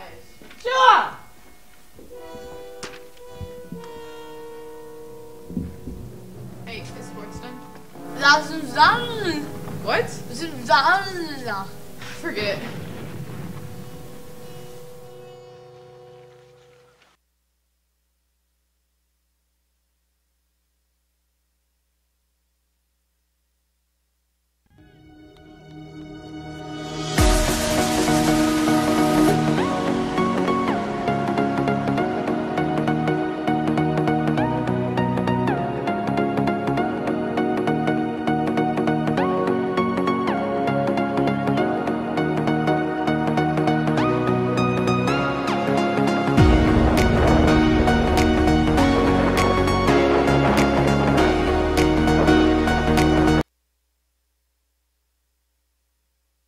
Welcome back, everybody. So here we are, still halftime.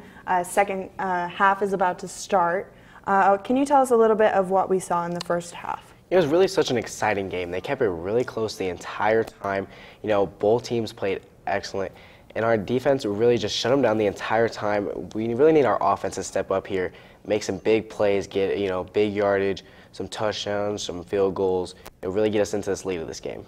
You know, but even in the first half, we have a very strong team. Do you think they're going to keep up that momentum in the second half? I think they're kind of going to come out even stronger than before. I think they're going to come out, you know, a whole new team, way more motivated, you know, ready to play, ready to get this W. Okay, there on the screen we have our stands. Band just performed, so of course they're not in their section, but they'll be there soon, hyping up the crowd as always. Do you think after halftime a lot of people leave? They stay, they're like, oh, I'm going to go home. Or even today, since it's homecoming, they're going to go back home, get ready. Okay, so we're going to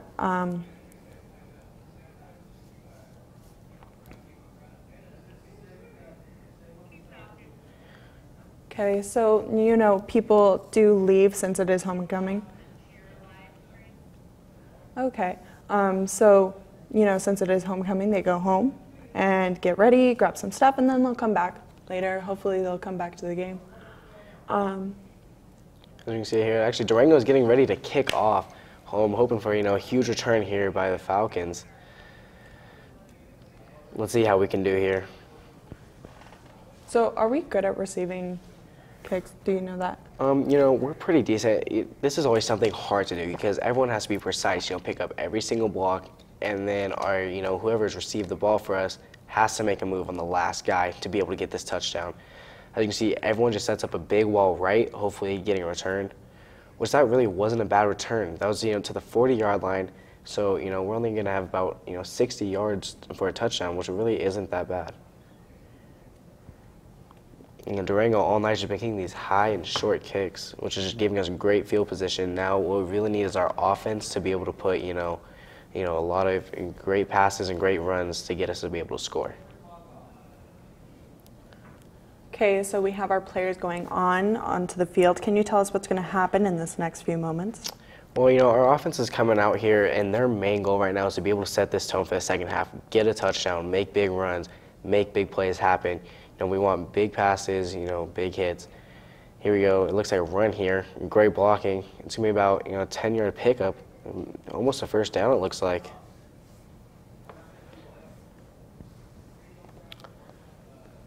Those are the type of runs that we really need to see. We love to see those. Everyone gets excited to see those. Almost a first down right there, giving us, a new set of downs. It's really setting the tempo. You can see Durango's looking a little tired out there. Our players looking ready to go. You're right. Durango does look a little bit tired. A good thing about our team is we stay hyped, we stay motivated. Do you think we may have a chance to slow down or even speed up in this next half? I really think as the further the game goes on, our players really tend to speed up because, they just get so hungry, they're ready. And this crowd, they're just cheering them on, getting them really excited. They want to play fast, they want to play physical, and they really want to get this win tonight. You see a great run right there by our running back. There's a gain of about 6-7 yards right there.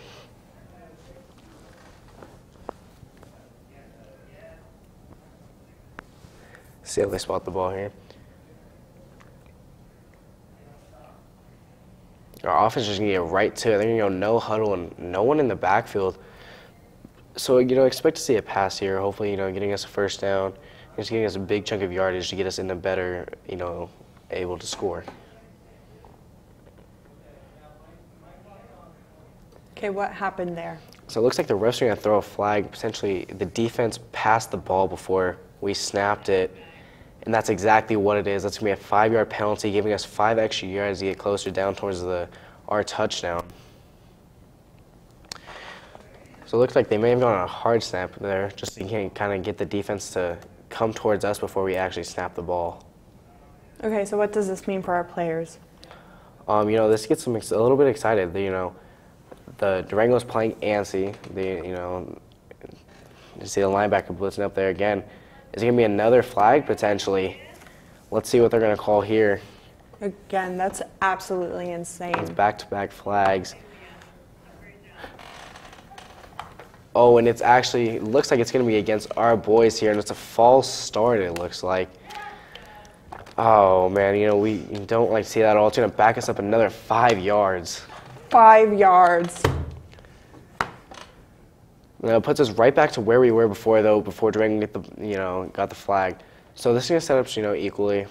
Still in the same formation, looking to pass here. Let's see if they can make a big play happen here. And they're just going to, run a little pass to the outside. A big gain. Come on, keep going. What just happened there? We just threw a short pass right to our receiver. That's getting us a lot of yards, which we love to see that because, he's getting the 5-6 yards, and it's just a quick pass. They weren't ready for it. Durango, couldn't really stop that, which was such a great play and greatly ran by us. It looks like we're going no huddle either, which means, we're just trying to hurry up, get into that ball, drive down this field, tire out Durango, get some points on this board.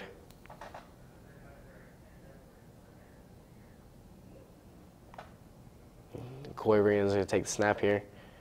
Oh, it's going to be, Coy Riggins keep going up the middle. He breaks one tackle. Oh, great run by Coy, breaking a tackle, eventually getting caught up by that linebacker, it looks like right there. That's still a great run by Coy.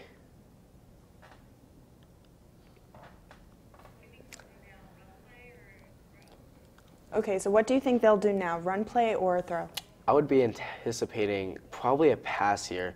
They really need to get a good chunk of yardage, get this first down. That way we have, more plays to be able to score and get down this field.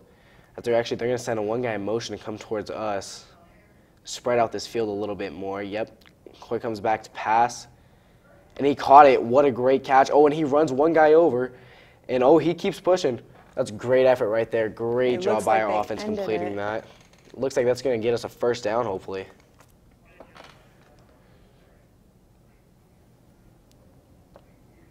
And that is going to be good enough for a Falcon first down.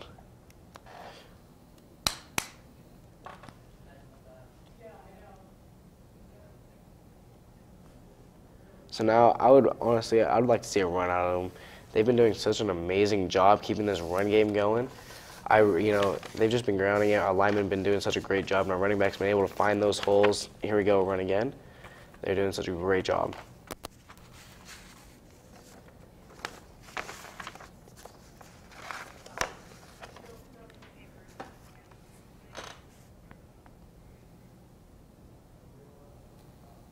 Here's our offense just coming out right again, just coming out right away.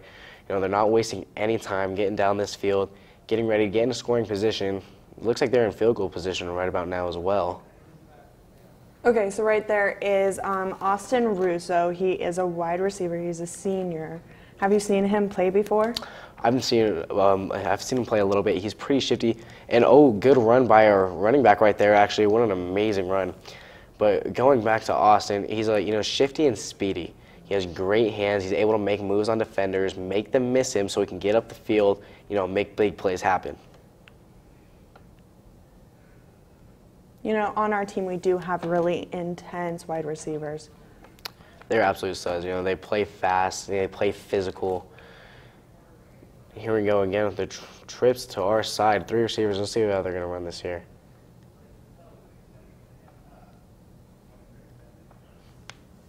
They try to get Durango to come towards us again before the play calls. And a great throw by Coy Riggin. The defender actually falls down behind him. What an amazing play.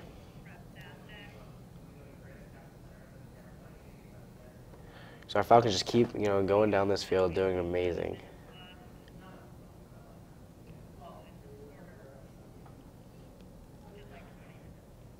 So it looks like they're about second or third and short. I can't really tell from here.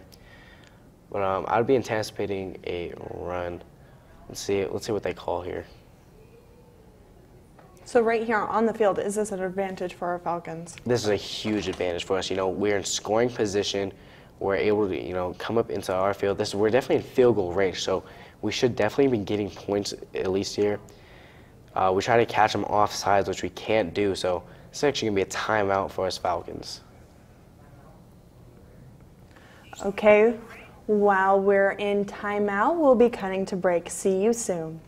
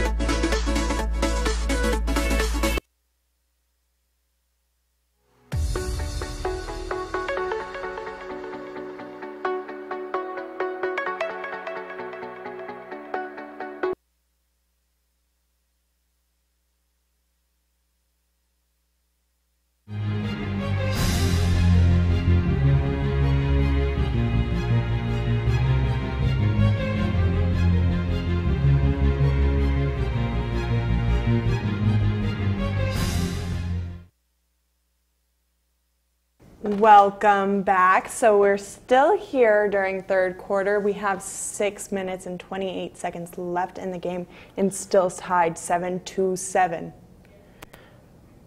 Okay, Blake, can you tell me what just happened there? Well, this is potentially another flag here, it looks like. Or our offense just snapped the ball too soon and the refs weren't ready and, didn't give them the signal to let them go. We'll see. The refs are going to meet up in the middle here and talk about it. Let's see what's going to happen. Okay, so when the refs are talking, is this kind of, does it make our players nervous about what they can say? Can it add a penalty to us?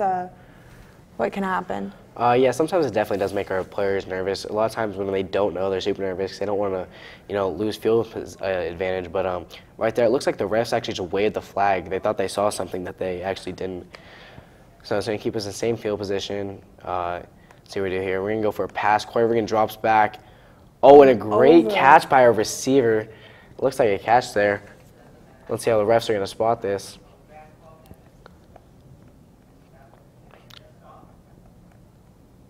Oh, and maybe it was not a catch. It may have actually been incomplete. We may be setting either a field goal unit or a punt unit on there. Let's see how we're going to do this. Okay, so with this situation, what would be happening on the field right now?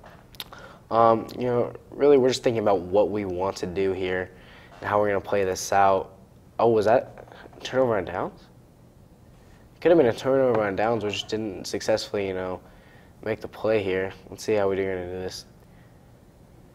Durango's right there in the huddle. There we go. They broke out of the huddle, and now they're going back to the line. So it actually just looks like we didn't make the 10 yards needed in our 4 plays. So we just gave the ball to Durango here. Let's see how they're going to do this. It looks like a run to the outside, and our defense does an amazing job right there. Great team tackle. Everyone working together to be able to to bring them down and not let them gain any yards. See, our defense is really playing fired up right now. They really want to hold them, get our offense's ball back. Especially with such great field position that we had last time too, our offense really has to punch this in and get us some points here.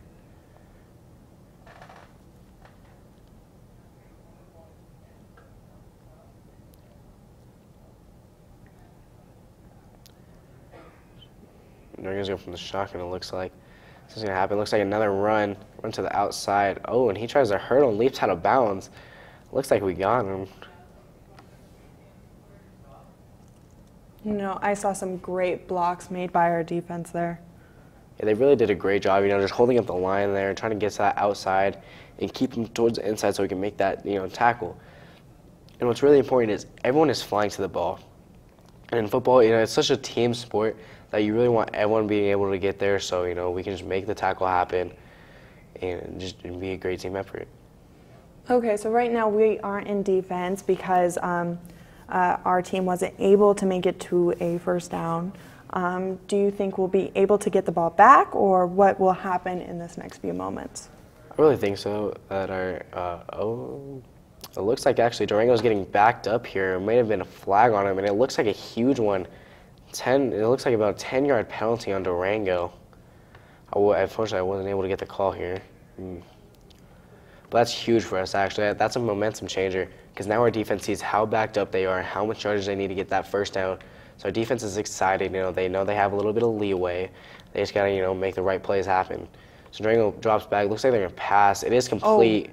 A great tackle right there. Oh, my gosh. It's a great open field tackle. Was able to sit there, just wrap him up and tackle him. Made by number 7. It was a great play. And you can see our players out there getting excited, too, getting into it. They're really, just getting hype for this game, trying to make the plays happen.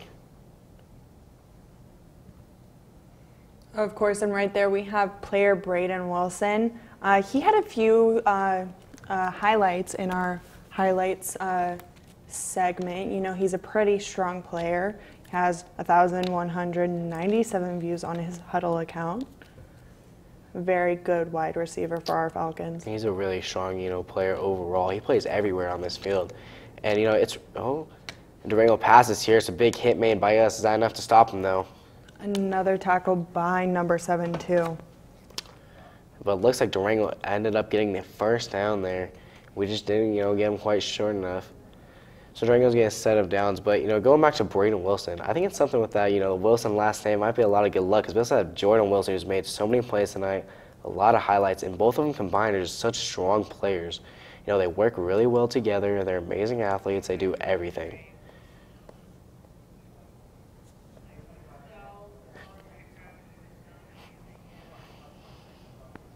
You know, this game is, it's very... Oh, he drops back to pass. He has an open receiver. Oh, he did not complete it, though. Overthrown. Great stop by our defense right there. That's how you keep them in front of them, just to make sure that, you know, they aren't able to complete a pass like that. So what just happened for our team? This is great for them, right? This is amazing for him. So Durango actually did have an open receiver there, but our safety was able to get over the top of him and just, you know, make sure to stop him a little bit and make sure he couldn't get fast enough to be able to reach the ball.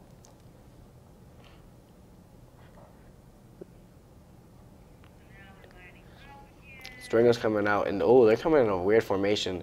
They have 4 receivers to one side. This can, this can be a lot of different things. It's a little tricky for us. You can see we're getting, it's a screen. Oh, it's a fake screen, and and it bounces out. What a great play, great hit, able to force the ball out. You know, that's a great player by our safety right there. It was a fake screen. Way to read that out. That was amazing. So our team, we have great thinkers, like quick thinkers, right? Yes. They did such a great job of that. Like, especially right there, that was a great, way to explain it. There was a screen there, and they really tried to get everyone offside and send a guy deep, but our safeties and corners were too smart. They realized it, they called it out, and they were able to get there, hit it, and get that ball loose. Okay, so we are very, very far into the game. Still a tie.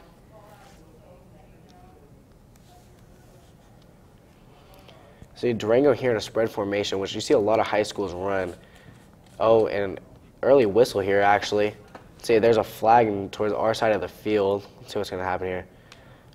My guess would be a false start on the offense. That's what it's going to be. So it's great for us. So it's going to bring the offense back 5 more yards, giving our defense a little bit more leeway here again. Let's see what they're going to do.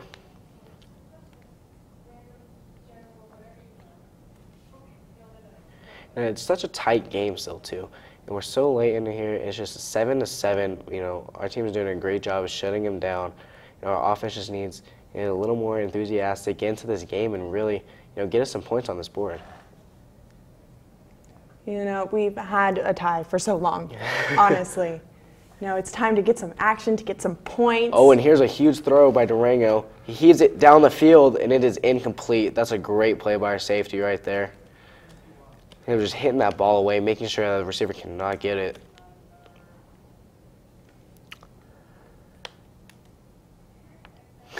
There we have Jordan Blakely.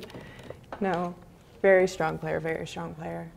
He's such a great player. He just made another play right there. We've seen him all night flying over this field. He's doing a great job. It looks like this is going to bring up, is it 4th down for Durango? It appears to be. So actually, we're going to get the ball back here, which is going to be amazing for us. We should get some pretty decent, field position. And we're close to this 4th quarter, so it's still a tie game, and it looks like it's going to go all the way down to the wire, which is going to be such an amazing game to watch. Okay, so still a tie. What can the crowd do? What can the cheer team do? What can we all do? Make this, our team, hype up, get us some points, put a good name to Foothill. They really got to get loud. They got to start rumbling the stands, stomping their feet, getting some cheers going. They really got to let our players know that they are here and they're excited to watch them play, and that our fans even want this win just as bad as they do. Okay, so right there, that was an incomplete pass. It's actually a punt by Durango, so it's going to be our ball. Let's see where they're going to spot it. It looked like about the 38-yard line. Here we see our cheerleaders doing an amazing job trying to get our stands into this game. There's our student section right there. Everybody wearing neon. It's all so colorful, man. Everyone gets into the school spirit here, which we love to see that. And then you see even our student section is standing up, dancing, getting with the cheerleaders. Looks like they're yelling and screaming, having a great time out there. Our student section also is called Hilltown Posse. They're very changing it up this year. They're starting social media. Here we go, Coy Riggin on a keeper, it looks like. Coy Riggin, piece of it's still good, for James a couple on the play, tackle number 33, Jaden Millinger. And this is where our offense really needs to step it up. We have 3 minutes left in this Jordan Blakely checking into the game. We need to get a touchdown here, get our momentum swinging our way, get everyone hyped up. I wouldn't be surprised if we see a nice pass here. Got big guy Julian Bradley out there. He's playing like an absolute animal today, dude. He's setting some great blocks for us. And it looks like, oh, what is he doing? What are we gonna do? And he just couldn't get the blocks. Corey Brinkman's gonna throw it away. Oh, we caught it. What an amazing play. That looked like it just completely broke up. Corey Ringen finding a way to make it happen. Great job by our offense right there. Such an amazing play. Let's see where the ball spotted. We might have something to celebrate. Looks like the refs may be discussing something. Oh, we have a flag back on the play. I have our players pointing to me a flag on the other team. Yeah, it looks like an illegal man downfield on the... I mean, that's too many men on the field. We're going to decline that. So we got a penalty against the offense. So what just happened there? It was obviously just a great play by our offense, but then there's a flag against Durango, which we ended up declining because we're going to get more yards out of it because of such an amazing, pass we just did right there. So we're just going to keep it going. We got a lot of yards out of that. Okay, so also that out there we have number 62, Tyler Forrest. Have you seen him play before? I've seen Tyler Forrest play a lot. I grew up with him. I hung out with him a lot. He's such a great player. He's so strong too. One of the strongest on the team.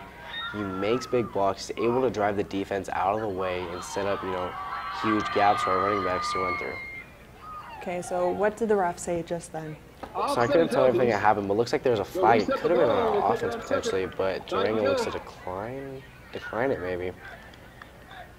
See our players talking to the coaches over there on the sideline. We're just figuring out our play right now, seeing where we're going to line, where everyone needs to line up here.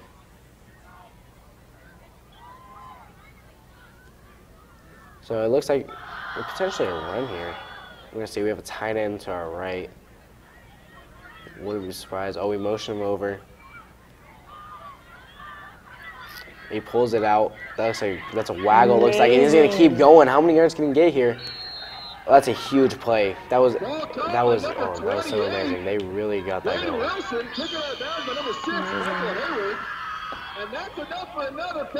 He's gonna get us a first down as well, which is amazing for us. Gets us more downs to be able to get up there and score. Only 2:50 left in this third quarter too. So we're running out of time. It's still a tied game, which is crazy.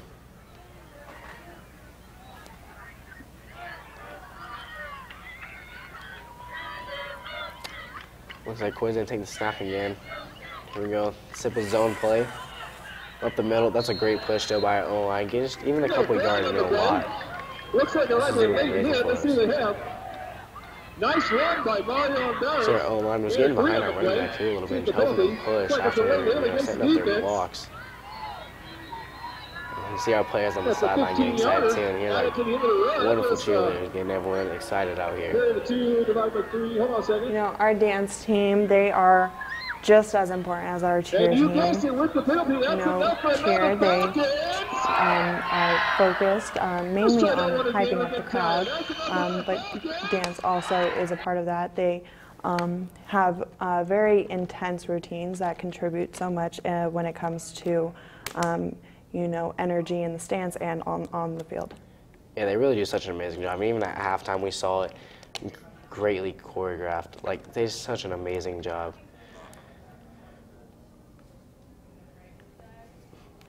See our student section getting extremely hyped out there. That's awesome to see. Exactly. Okay, well, while we're in timeout, we'll be right back. We're gonna toss it over to break.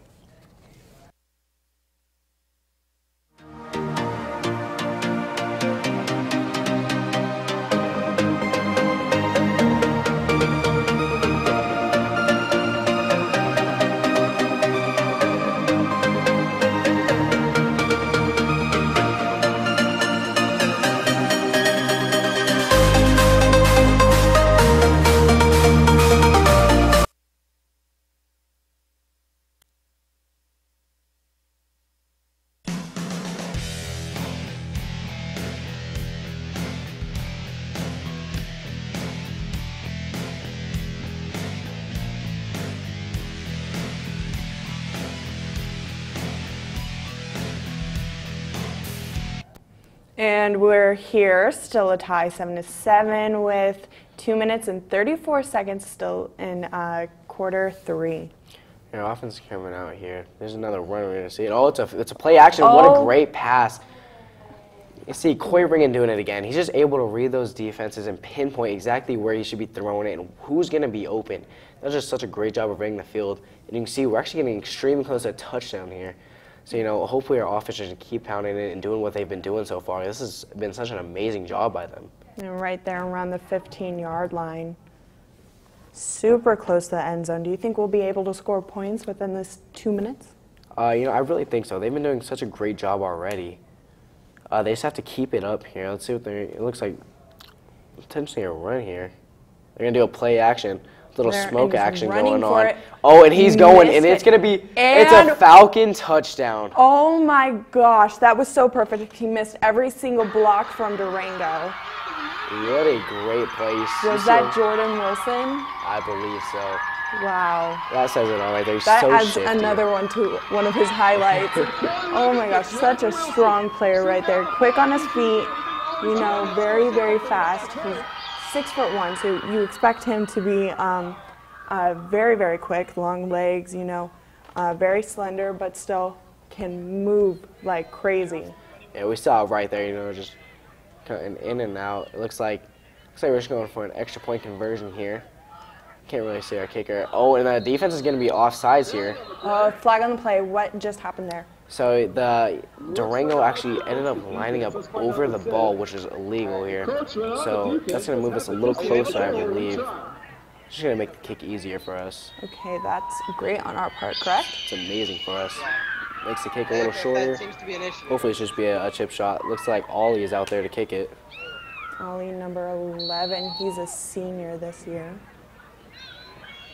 So hopefully he can just nail this one through.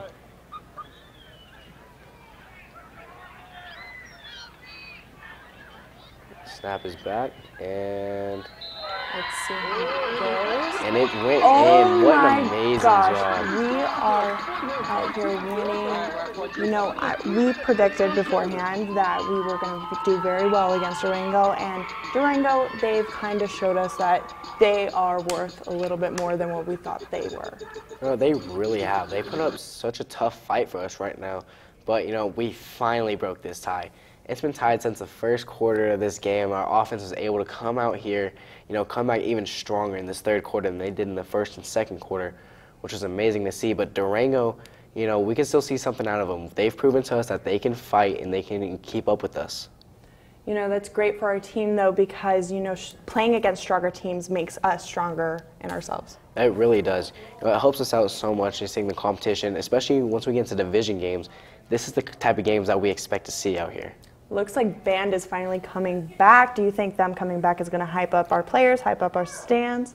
I really think so. Once they start, you know, getting into it, playing the, you know, the fight song and everything, all the players get hyped up extremely, and they're ready to go out there. You know, they're out there dancing sometimes, you know, just having fun.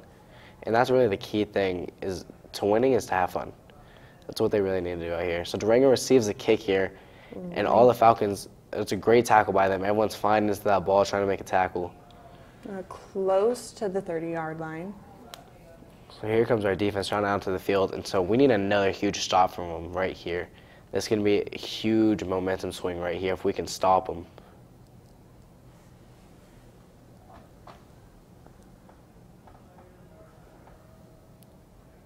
You can see, you know, here comes, we just look so huge out there, you know. We have absolute monsters. You know, both the Wilson boys, Braden Wilson and Jordan Wilson out there, and they've made big plays this entire night. And keep that up, and so is our D-line making great plays, and all of our linebackers doing amazing out here. But it's not just our Wilsons, it's also our Jordans, Jordan Wilson and Jordan Blakely. This is very true. Oh, and our defense making a huge stop behind the line of scrimmage there. Great play by them, being able to get a push back in there. It's awesome.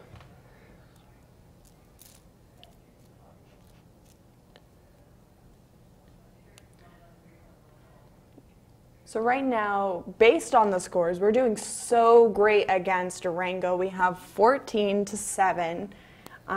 If we can keep up this momentum, we have a possibility of winning. We really do, and this is where our defense comes in because You know, we're already up by 1 touchdown. Oh, and here comes Durango on the outside. Oh, our linebacker does miss a tackle, and he comes out, though. Oh, great job on the pursuit right there. Just like we talked about earlier, is that pursuit drills, that was where it really came in. You know, everyone flying over to the ball from their positions, being able to make that huge tackle. You know, right there, number 31, Mateo Monterde. He is a middle linebacker and a senior this year. Yeah, he did really amazing right there, flying over all the way from the midfield all the way over to our side of the movie, being able to make that tackle. That is such a great job by him. And it's definitely really a lot of speed right there that helped him through there. So it looks like we have a 3rd down coming up for Durango, and if our defense stops them right here, this could potentially get our offense's ball back, which is what we really want. So Durango steps back to pass.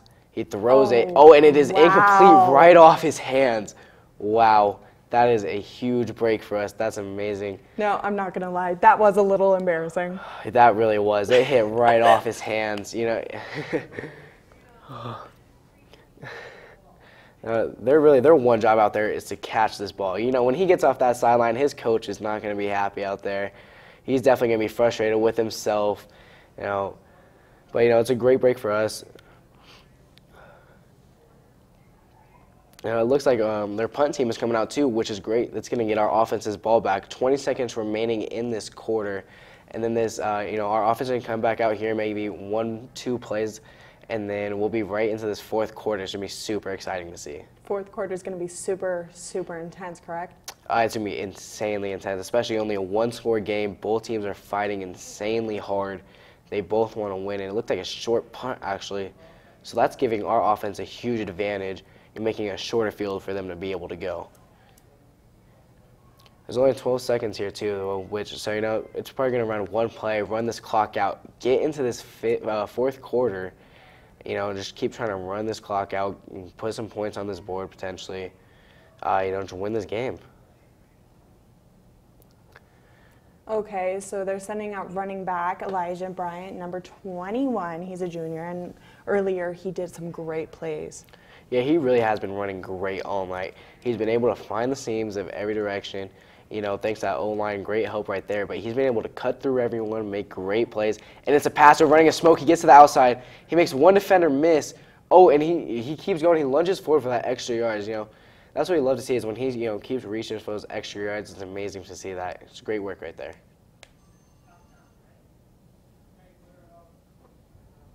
So it looks like we'll be heading into this 4th quarter actually pretty soon.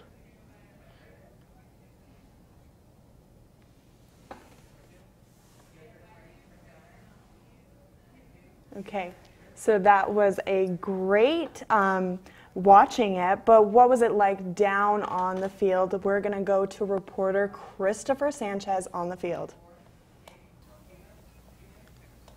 It's the final stretch of the game, and Hilltown Posse, Foothill Falcons, and the cheer and dance team are tearing it up. As the Foothill Falcons leave it all on the field, and they score their last touchdown, leaving it at 14-7. We're very hyped for this game. Homecoming night was a success, and we are happy. Our Hilltown Posse is throwing it out. Just homecoming itself is just such an amazing thing right now, and it's just such an amazing vibe down on this field. And as you can tell, we're just as happy as the players right now, and that's it, man. It's amazing down here. We won the game. It's in the bag. Back to you guys in the studio. Thank you so much, Christopher. So he said that everybody down there was happy. He seemed happy. You know, so, you know, you can tell the energy down there is so hyped right now. Yeah, it really is. It has to be amazingly hyped up there. We just scored our last touchdown. It's been such an amazing game. You know, we're really coming out swinging right now. Okay. How have you been enjoying this game so far? Honestly, I haven't watched football in a long time. Last night I was watching the Eagles versus the Falcons. That was a good game. But, you know, high school is so much different. It's a little bit slower than how the NFL is. Oh, and we're back out here as our Falcons take a snap. It's a screen. Oh, we miss a block, though. Oh, it is so great. You know, we didn't lose too many yards on there. It's okay. We just did miss a block, but, you know, it's okay. We'll definitely bounce back from that. Thanks to you. We only have 11 minutes and 45 seconds. We have to hold on to this ball and get a couple points maybe to really secure this game and get a victory for us. You're right. So what do you think is going down right there on the field? They're really just talking about they want to, run this clock down a lot, run the ball, try to take time off this clock. Because the more time that's gone, the less of a chance that Durango has to be able to get this ball back and score. So you're going to motion our tight end back. It's going to be a running play. There we go. Oh, no. Coy keeps it. It fakes me out. The pass is a little high. Right there? Looks like it's going to be incomplete. Just barely overthrown right there. Let's see how they're going to do here. And it looks like our punt team is actually going to come on right here. So what does punt, what is a punt? So basically, we just, we weren't able to get the 10 yards in our 3 downs that, to get our 10 yards. And basically, so we're just going to kick the ball to them, basically, really, and give them, offense back. But we are, motioning out here. This could always be a fake. You never know what's going to happen. Let's see how we do here. It looks like we punted it. Oh, it looks like an amazing punt. Oh, did they touch it? It's a fumble? Wait, we might have just got the ball. They might have just touched it. Is that going to be Falcon football? Let's see how the refs are going to mark it here. Oh, and it's Durango football, but it looks like we took them down inside their own 10-yard line. So for our defense, this is amazing. We just have to push them back a little bit, and this doesn't give the Durango's offense a lot of plays to be able to run from, inside this, 15-yard mark.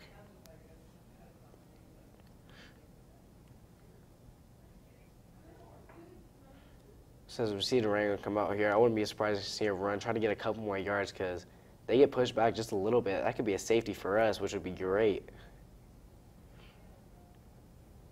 So out there we have number 75, Ezekiel Marico. He's a senior this year. He's a pretty big dude, 250 pounds. Yep. Oh, wow. We just completely slipped. Oh, it was a complete fake the other way. And it looks like a flag just got thrown out, though. Let's see what's going to happen here.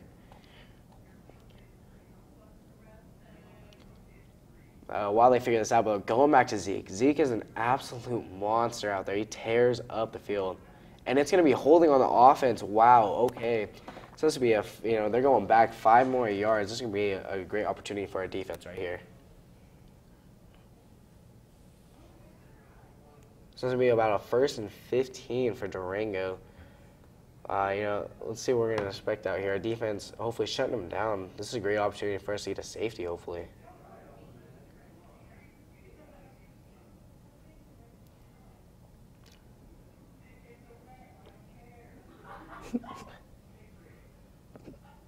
So our defense shifting around right there, getting into the right formation to be able to stop this. And drop back. It's going to be a pass. He throws it. And it's an interception by Foothill. Wow, what an amazing play. Okay, there's going to be a flag there. It's going to be personal roughness. And, our team is getting into a fight, though. What is going on? What is going on? Durango. It's going to be against Durango. They had to pull each other away. That was great by our team, though. Our coaches tell us this all the time. You put your hands up, you walk away. Durango initiated it. It's going to be a flag against Durango. And it's going to be Foothill, it's going to be our ball here with close possession. Let's see how the refs are going to call this out. Durango had to pull their own players away. I think this shows how good of the sportsmanship we have on our team compared to theirs. Yeah, it really does. We're such great sports.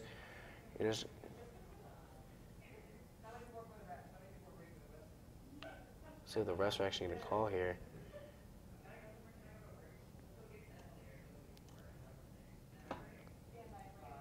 Okay, we'll be right back while the refs decide what.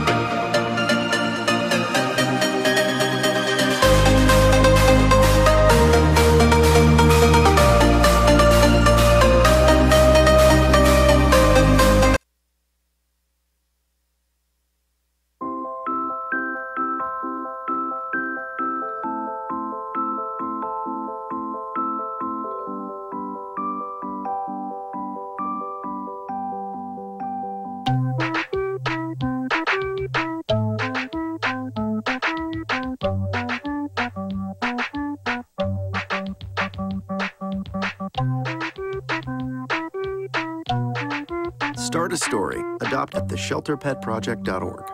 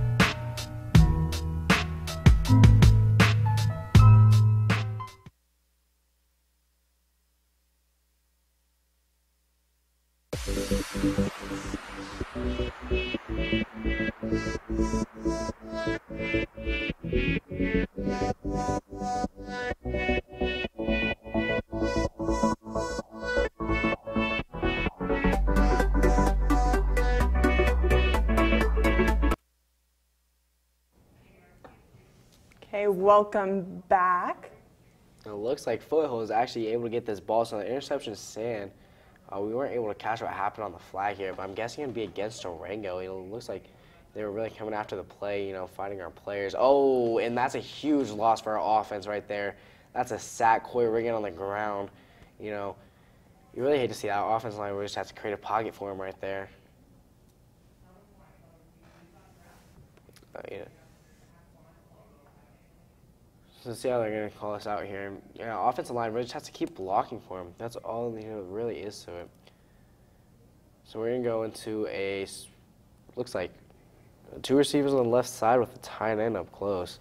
So yeah, I'd like to see Coy Riggin dropping back and throwing right here.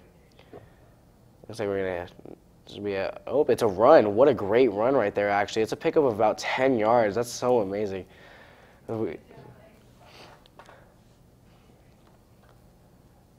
It looks like Durango isn't being able to find a way to stop this run, so we're just going to keep on doing it. You know, it's 14-7, only 9 minutes and 40 seconds left. If we can keep doing this, we're good.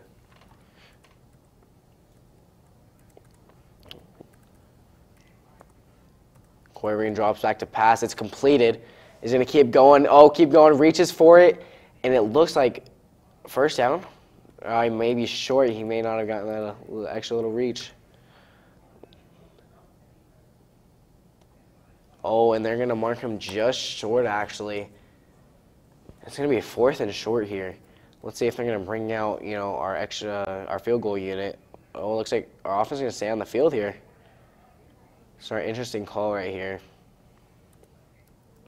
We really have to, convert on this, which is going to give Durango a huge, momentum swing right here. Coy's shifting our players around, make sure they're all set up right here. I would be expecting a run right here, it looks like. Nope, Coy's going to drop back, makes a pass. He's swinging it into the end zone, and it's incomplete. It looks like Blakely, I believe, is who is going to. Mm-hmm. It's unfortunately incomplete, but, this isn't terrible. It's giving the Durango the ball. It looks like inside the 10 almost. Oh, and did the flag just get thrown? Maybe not. I just saw something get thrown in the air. But our defense is coming out as we see our entire stands right there. The band looks like they're getting into it.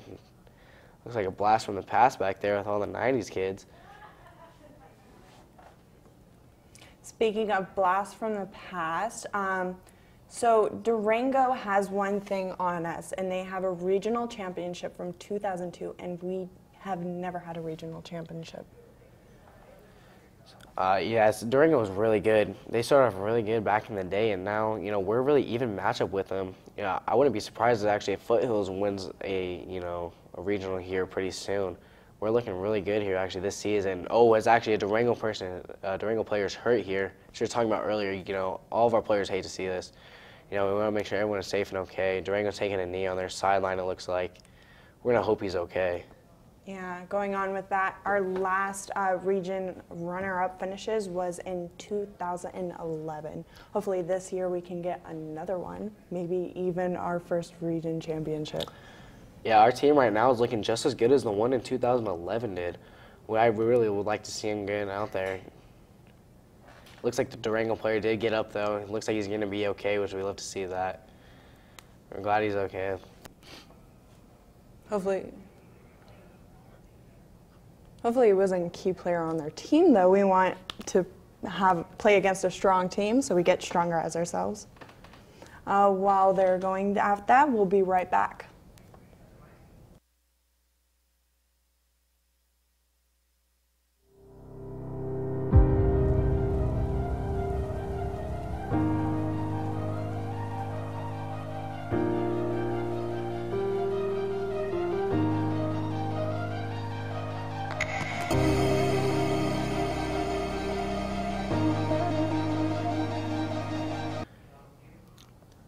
All right, and we're back, and Durango's on offense. Oh, and the ball's tipped up. Were we able to grab it?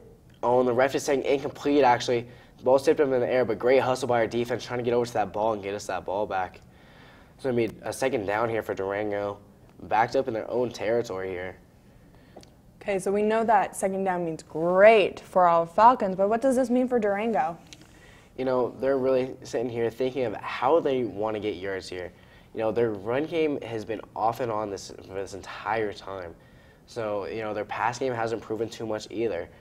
So, you know, they're just sitting there thinking what they could call to hopefully pick up a couple yards, but our defense is doing such a great job at stopping everything tonight. Oh, and their offense actually jumps. So I think Durango's going to lose another 5 yards here. Yep, they're backing up here. The ref's going to call a false start on Durango. That's right, defense even more momentum here. They're backing them all the way up. It looks like to the 10-yard line now. It's going to be third down. So about 3rd and 15 here. This is insanely hard for any offensive coordinator to call. I can't imagine what Durango's thinking right now. They're obviously going to go for a pass, try to pick up, you know, good chunk of yardage here. There's only 8 minutes left in this game. You know, they're really only thinking this could be their last drive or probably one more. Oh, the quarterback's running to the outside, but he cannot get enough. We stopped him for only a gain of about 2 to 3 right there. Great job by our defense. So let's see what Durango. I think Durango will probably send out their punt team here, get us Falcons the ball back. You can see our punt return team is coming out onto the field, it looks like, and Durango's punt team. Oh, Durango's looking a little tired out there, walking out to the ball. That's a good thing about our Falcons, though. We stay up 24/7.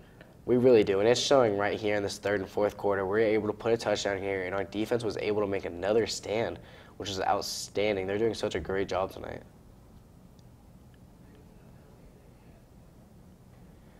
So Durango's going back to punt. Looks like they need one more player on the field as he comes in. Let's see, hopefully we can get a huge return out of our Falcons here. The punt is off. It's good. It looks pretty high. It's a high and short kick here. Giving our Falcons a pretty good field advantage. We'll see where the ref marks it. Falcons will take over the It's almost like our 40, we're at a 40-yard line? Yeah. So that's going to get great field position for us Falcons here. You know, we have 8 minutes left in this game, only up by 1 touchdown, so we're going to just try to run out this clock right here. We'll see our offense about to be coming out onto the field right now. And we'll see how they're going to want to run this clock out.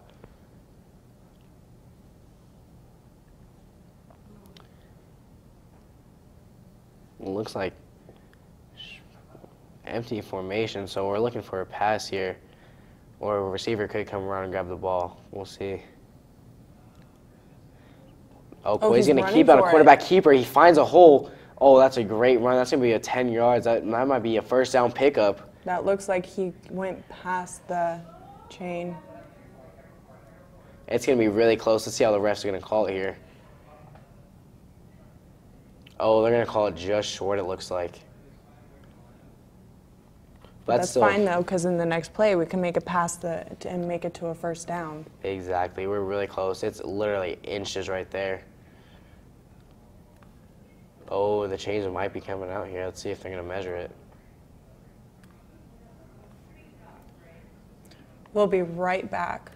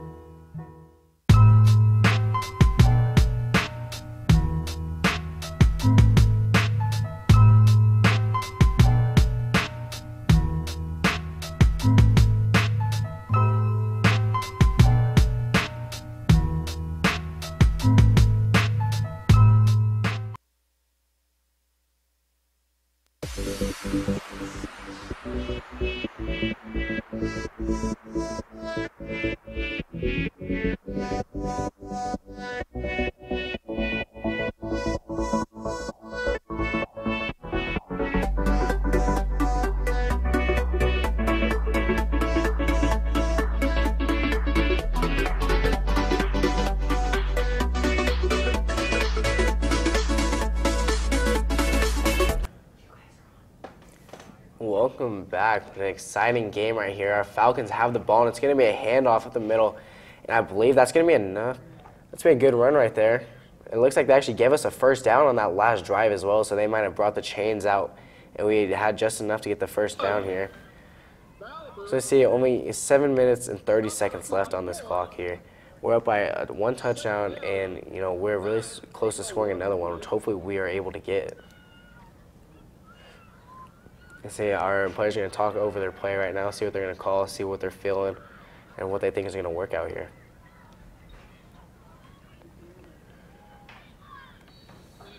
Okay, so there's 7 minutes left in the last quarter. What do you think is going through our players' minds right now? Really, they're just thinking about how they need to close this game out. You know, they have it in their grasp. It's right there. Oh, and it's a great catch, a great run. He's going, and he makes a cut. He makes a move, and it's gonna be a touchdown. Gosh. That's amazing for us. What a great Look play. at our players down there hugging each other. Great positivity. Wow, that was amazing. He really was great right there, making cuts in and out. I believe that was Blakely as well. I believe it was number 2 right there, and making a great play, you know, able to go in and out, just cutting through everyone, weaving through traffic. Looks like looks like they're going to bring out the extra point team here. Oh, yep, here we go, extra point. I believe Ollie is back kicking right now. Let's see, hopefully make this, put us up by 2 touchdowns. It's up, and it's through. Great kick right there. It's 21-7 with 6 minutes and 50 seconds left in this game. This puts us at such a huge advantage right now, too. Like, Durango, you know, they're really, you can see, walking off the field right now. They're hanging low, and our Falcons are super excited. We take a 2-possession lead. You know, everyone's excited.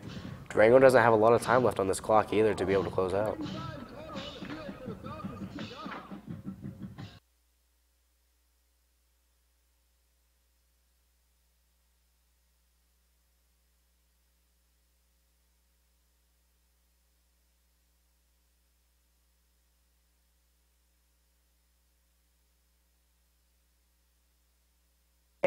Homecoming starts in 6 minutes.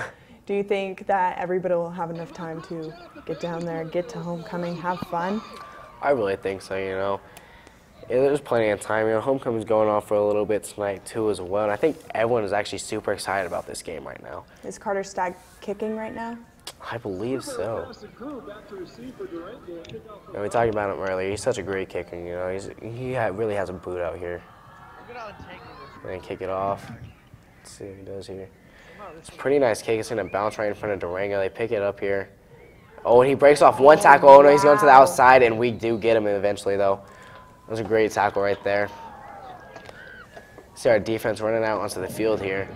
One more stop, and, you know, this is going to be huge for us. What yard line does that look like? We're looking about the 30-yard line, I believe. Durango.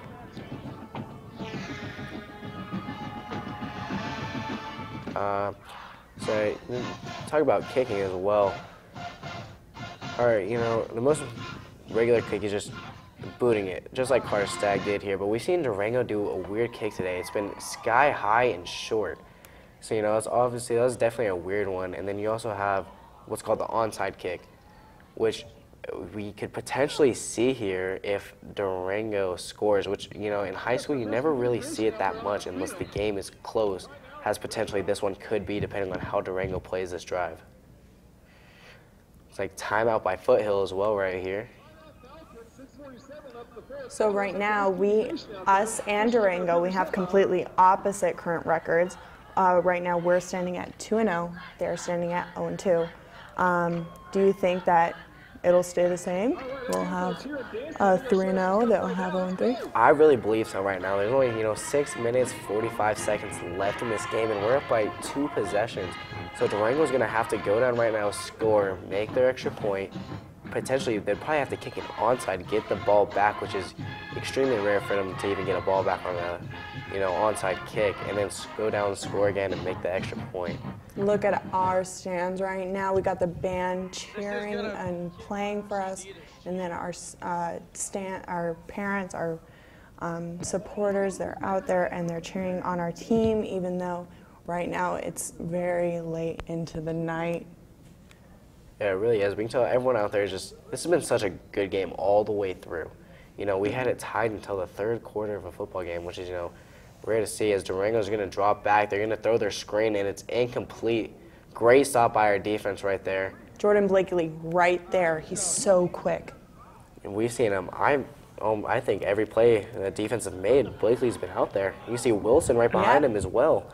These two you're talking about, you see him every defensive play. They are all over this field. No matter where the ball is, they're going to be there. They are making plays.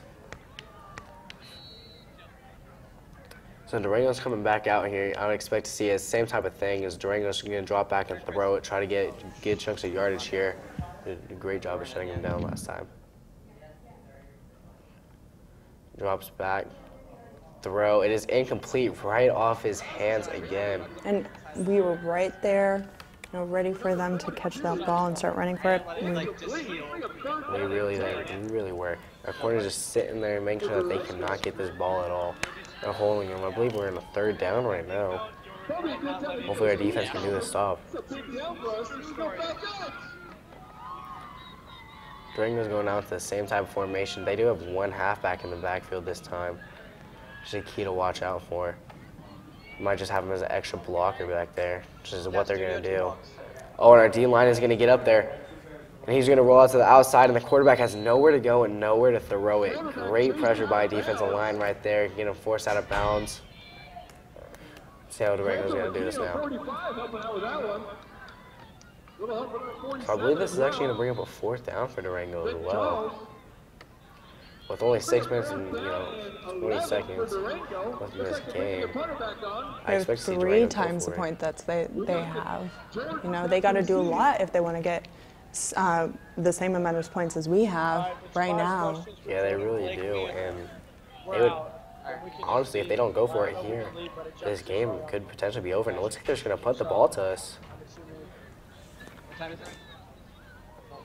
Never mind, I think they're going to go for it. Yep, they're going to go for it here. See, hopefully our defense is going to come up big here. Oh no, they are. They're just going to punt the ball to us. Again with that short, high kick. There he goes, bouncing back too. That was actually very surprising that they didn't go for it here. There's only 6 minutes left on this clock.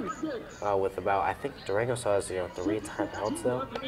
But all Foothill has to do right here is just run the ball, and they could really milk this clock out. You see Durango's defense getting ready. See here's our offense coming out too.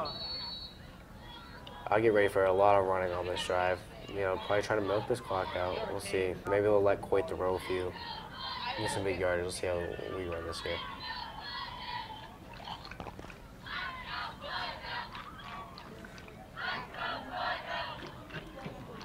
Yeah, there he goes. Another run. It looks like a power.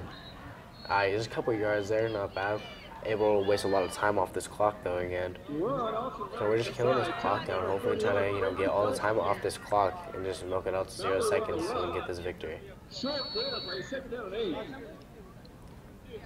See our offense in no hurry, just waiting for the clock to wind down until the very last second until they have to snap the ball. Would you say right now our team is very comfortable where they are at in the game? Oh, they are extremely comfortable right now.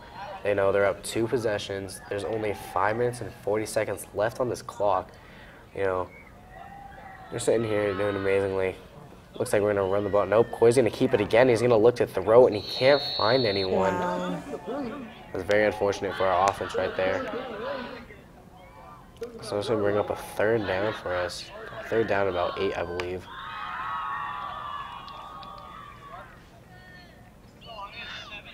Let's see what they decided to do here. I'd really watch out for Coy trying to throw here too. And we really need to pick up this first down. If we pick up this first down, we'll win this game.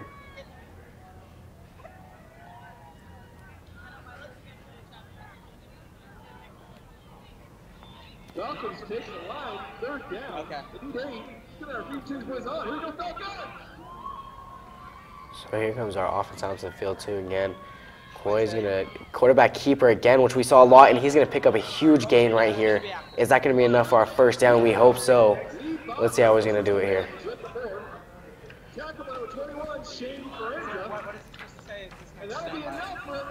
And I believe so that they're gonna get Foothill the first down.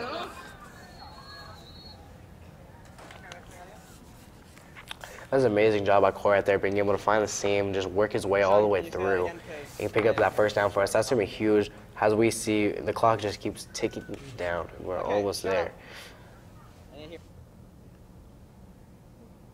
Coy's going to take the snap again. Looks like he's going to do a hand. Oh, Coy's going to keep it again. That's the second time in a row. Good job by Coy right there. Second time in a row, big gains from him. You know, he isn't afraid, you know, trying. Was that a flag? I believe so. A flag was thrown in the air, though. Let's see what they're going to call out here. Let's see. It'll be a holding late hit. Ooh. The refs are talking to each other. Let's see what they come up with the situation. There's really been a lot of flags out here tonight. It's been a, personal, it's a really tough match tonight. Okay, what's going on the field?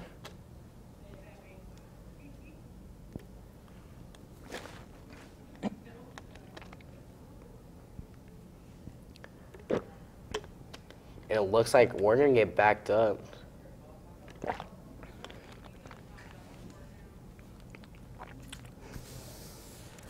Alrighty, and during our halftime, we actually had the court come out as well.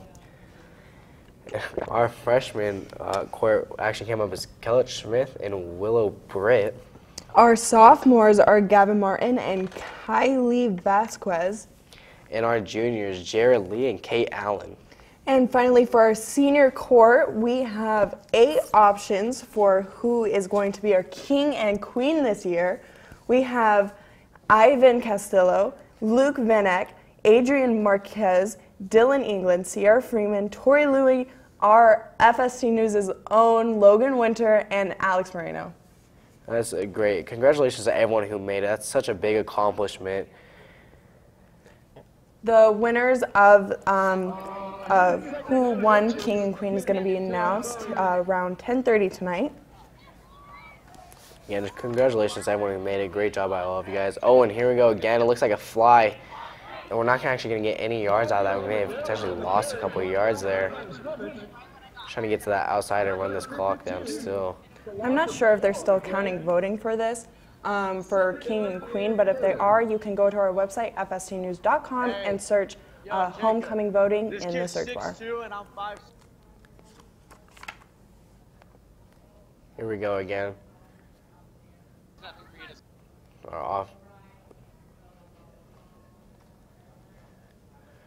Our offense coming out here now again. See number 26 in the backfield along with our quarterback out there. What's he going to do here? Coy's looking around, make sure everyone's set up here. He's going to motion his receiver out to the other side, it looks like.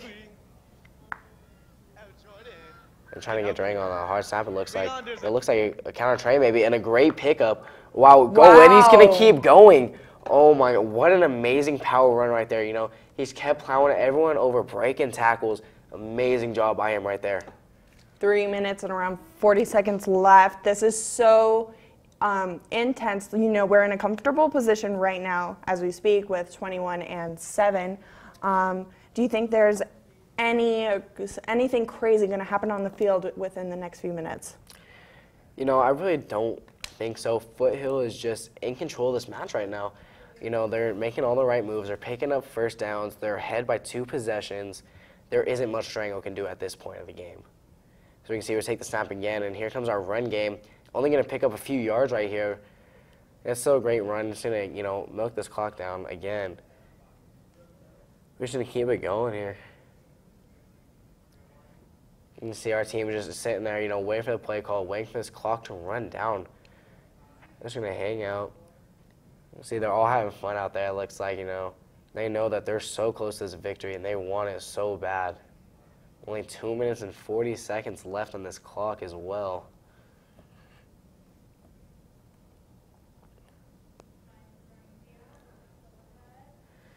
as time is running down right now. We're still ahead by 2 possessions as well. 2:30 left in this game. And there's much Durango can do here. We're in a spread formation, 2 receivers on each side. It looks like Coy's going to take the snap again here. He's going to hand it off, it looks like, or quarterback keeper. Oh, and it is blowing up in the backfield. Oh, and another flag thrown, it looks like. You can see both sides are playing really physical tonight. It looks like there's so many flags out here. And again, there's another one. Let's see how the refs are going to call it right now, actually. Yeah, just then they sent in number 3, Jacob Petrie. He's a junior this year. Yeah, you know, I watched Petrie play last year a little bit, and he's really an explosive runner. You know, he does a great job. He can catch the ball as well. You know, he does both great. He's such an overall player. You know, he's someone I would watch for definitely in this year, and definitely next year he'll be an up-and-comer. You know, Braden Wilson and Jordan Wilson, they're not brothers, but him and Robert Petrie are.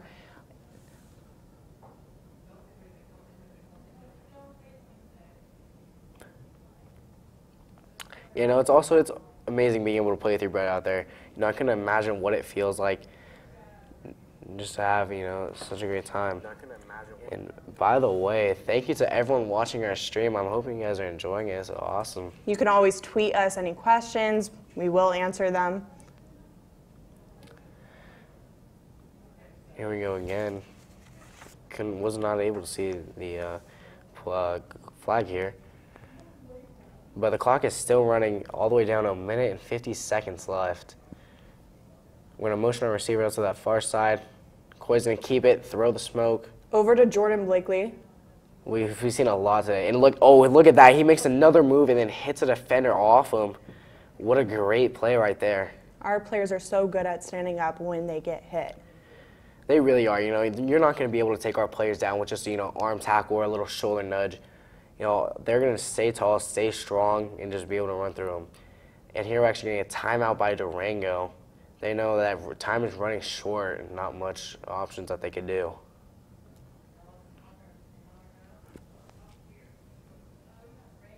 Okay, we'll be right back. To cheer.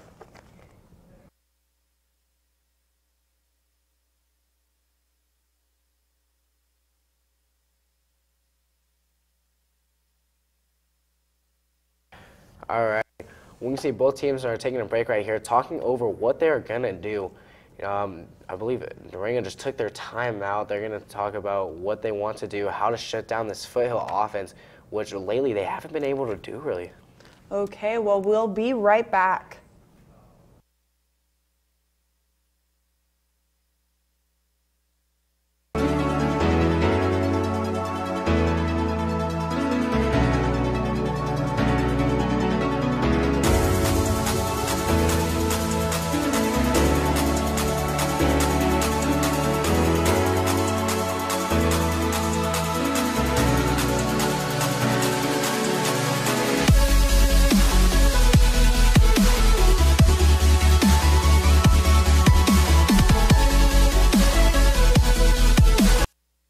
Welcome back. So, Blake, can you tell us what happened in that last play? Yeah, you know, it's just a timeout by Durango to be able to, you know, stop this clock because the time is running short for them. And I believe they're going to take another timeout by Durango here. They're trying to stop this clock. Only 1 minute 30 left. Not much they could do. Down by 2 touchdowns. You know, they're just trying to stay in this game, really hoping for it. So both teams are going to talk over right now. See what's going to happen here. And Durango's going to try to stop this offense one more time, I believe.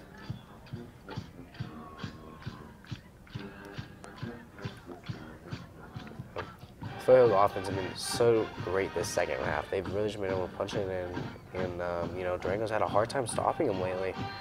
You know, it's definitely different from the first half of what they've been able to do.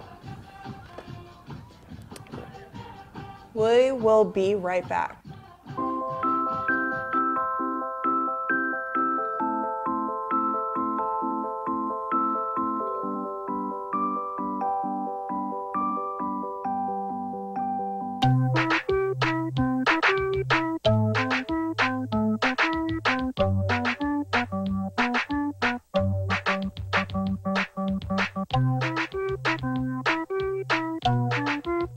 Start a story. Adopt at theshelterpetproject.org.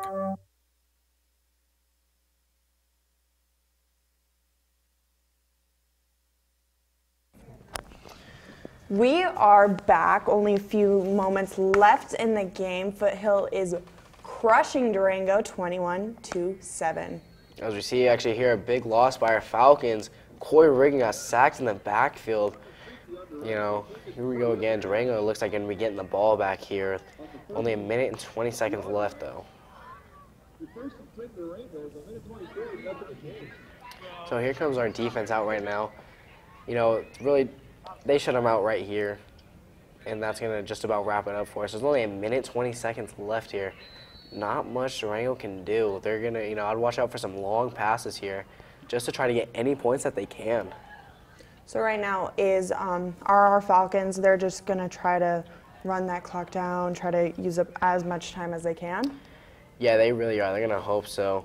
They're going to see Durango's going to throw that quick pass, and he's actually going to say, oh, come on, come on. And that's a great team tackle right there. And what's even better about that is we kept him in bounds. And I'm pretty sure Durango's out of timeouts, which means the clock cannot stop. So they have to hurry up, get to this line. And, you know, that's already, you know, 10, 15 seconds that just got wasted right there. So, you know, here we go in the last final minute of this game. Such an exciting game so far. Durango's going to look to heave it up deep. It's going deep, and it is incomplete. There we go. Durango out there trying to pull off an Aaron Rodgers and the Green Bay Packers. Weren't able to do it out here. You can definitely see the energy difference between the two teams. You can see how quick our team is walking and how slow Durango is walking. You know, our team is really hyped, and they're sitting there thinking there's 45 seconds left in this game. It's 21-7. We're up 2 positions. They're sitting comfortably. You know, it's 3rd down. You know, they really have this in control right now. As you see, Durango, no running backs. They're going to heave it up once more. Oh, they're going to get the completed pass. They're going to stay in bounds, though. Looks like that was made by Jordan Blakely. There he is again. We've been talking about him all night, all over this field. It's a great play by him again. You know, and right next to him was Braden Wilson, of course.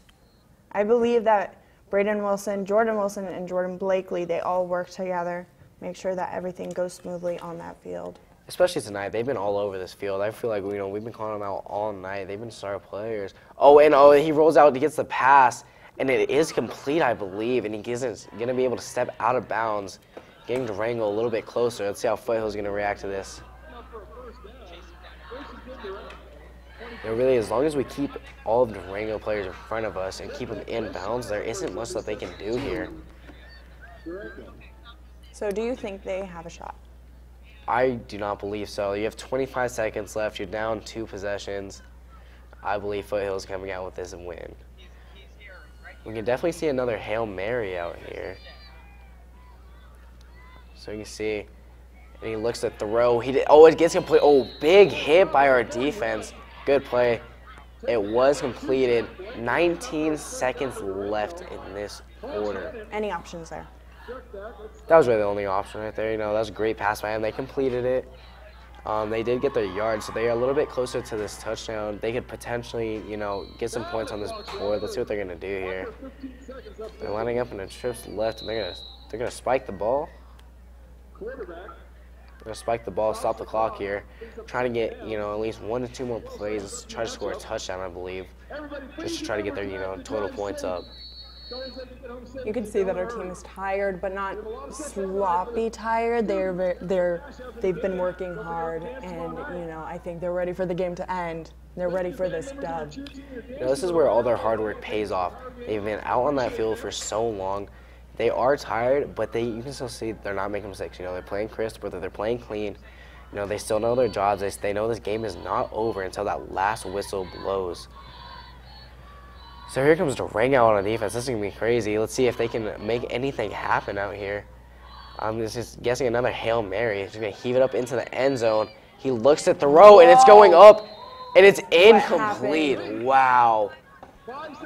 Still another 4 seconds, so I mean, that means Foothill has won this game. It is impossible for Durango to come back and win this. What a great game this has been all around. You know, we really came back into the second half doing amazing. Our boys have played great. They've played fast. They played clean. And everyone has done their job. And that was the key for tonight, is to do your job. Everyone has done that, you know, and it's just been amazing so far. Thank you, Sean. Thank you. So last play, they're going to go for another Hail Mary, try to get their points up. They throw it up. It's going up. And the game is over. It looks incomplete anyways. Great game by our boys. Okay, well, I'm going to be honest with you. I was shocked with how well Durango played. I wasn't expecting that great of a defense from them. Yeah, you know what? Me either. It's, you know, how our B and JV played was totally different from this too. No one expected Durango to be able to be like this at all. And for them to come out like this was very impressive. It gave us a good run. But in the end, our boys came amazing. Okay, well, earlier in the week, we talked to cheer with Logan Winter. So take a look.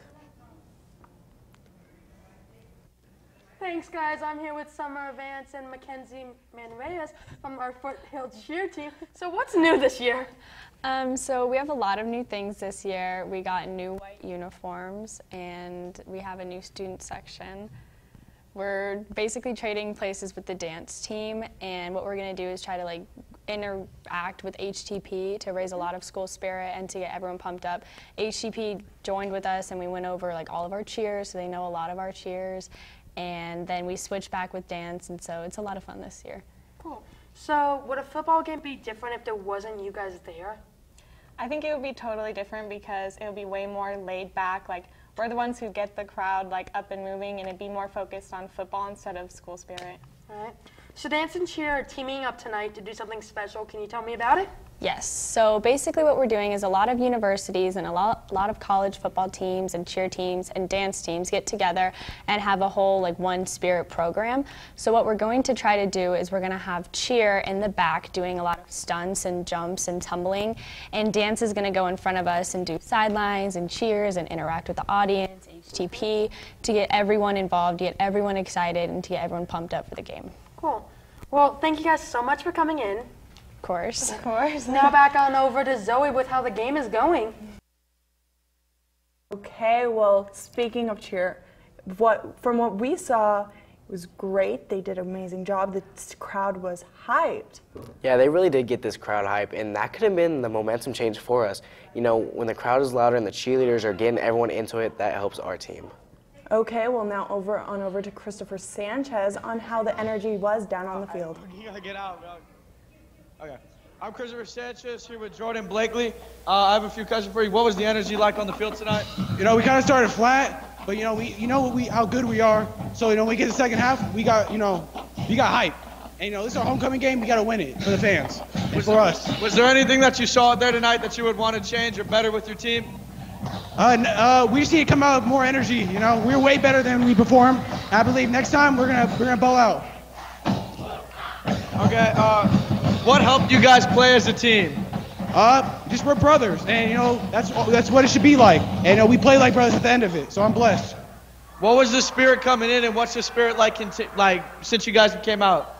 We always know we're the best team out here. Always, no matter what team you play, and we're always gonna be the best team, and we're always gonna come out the wins.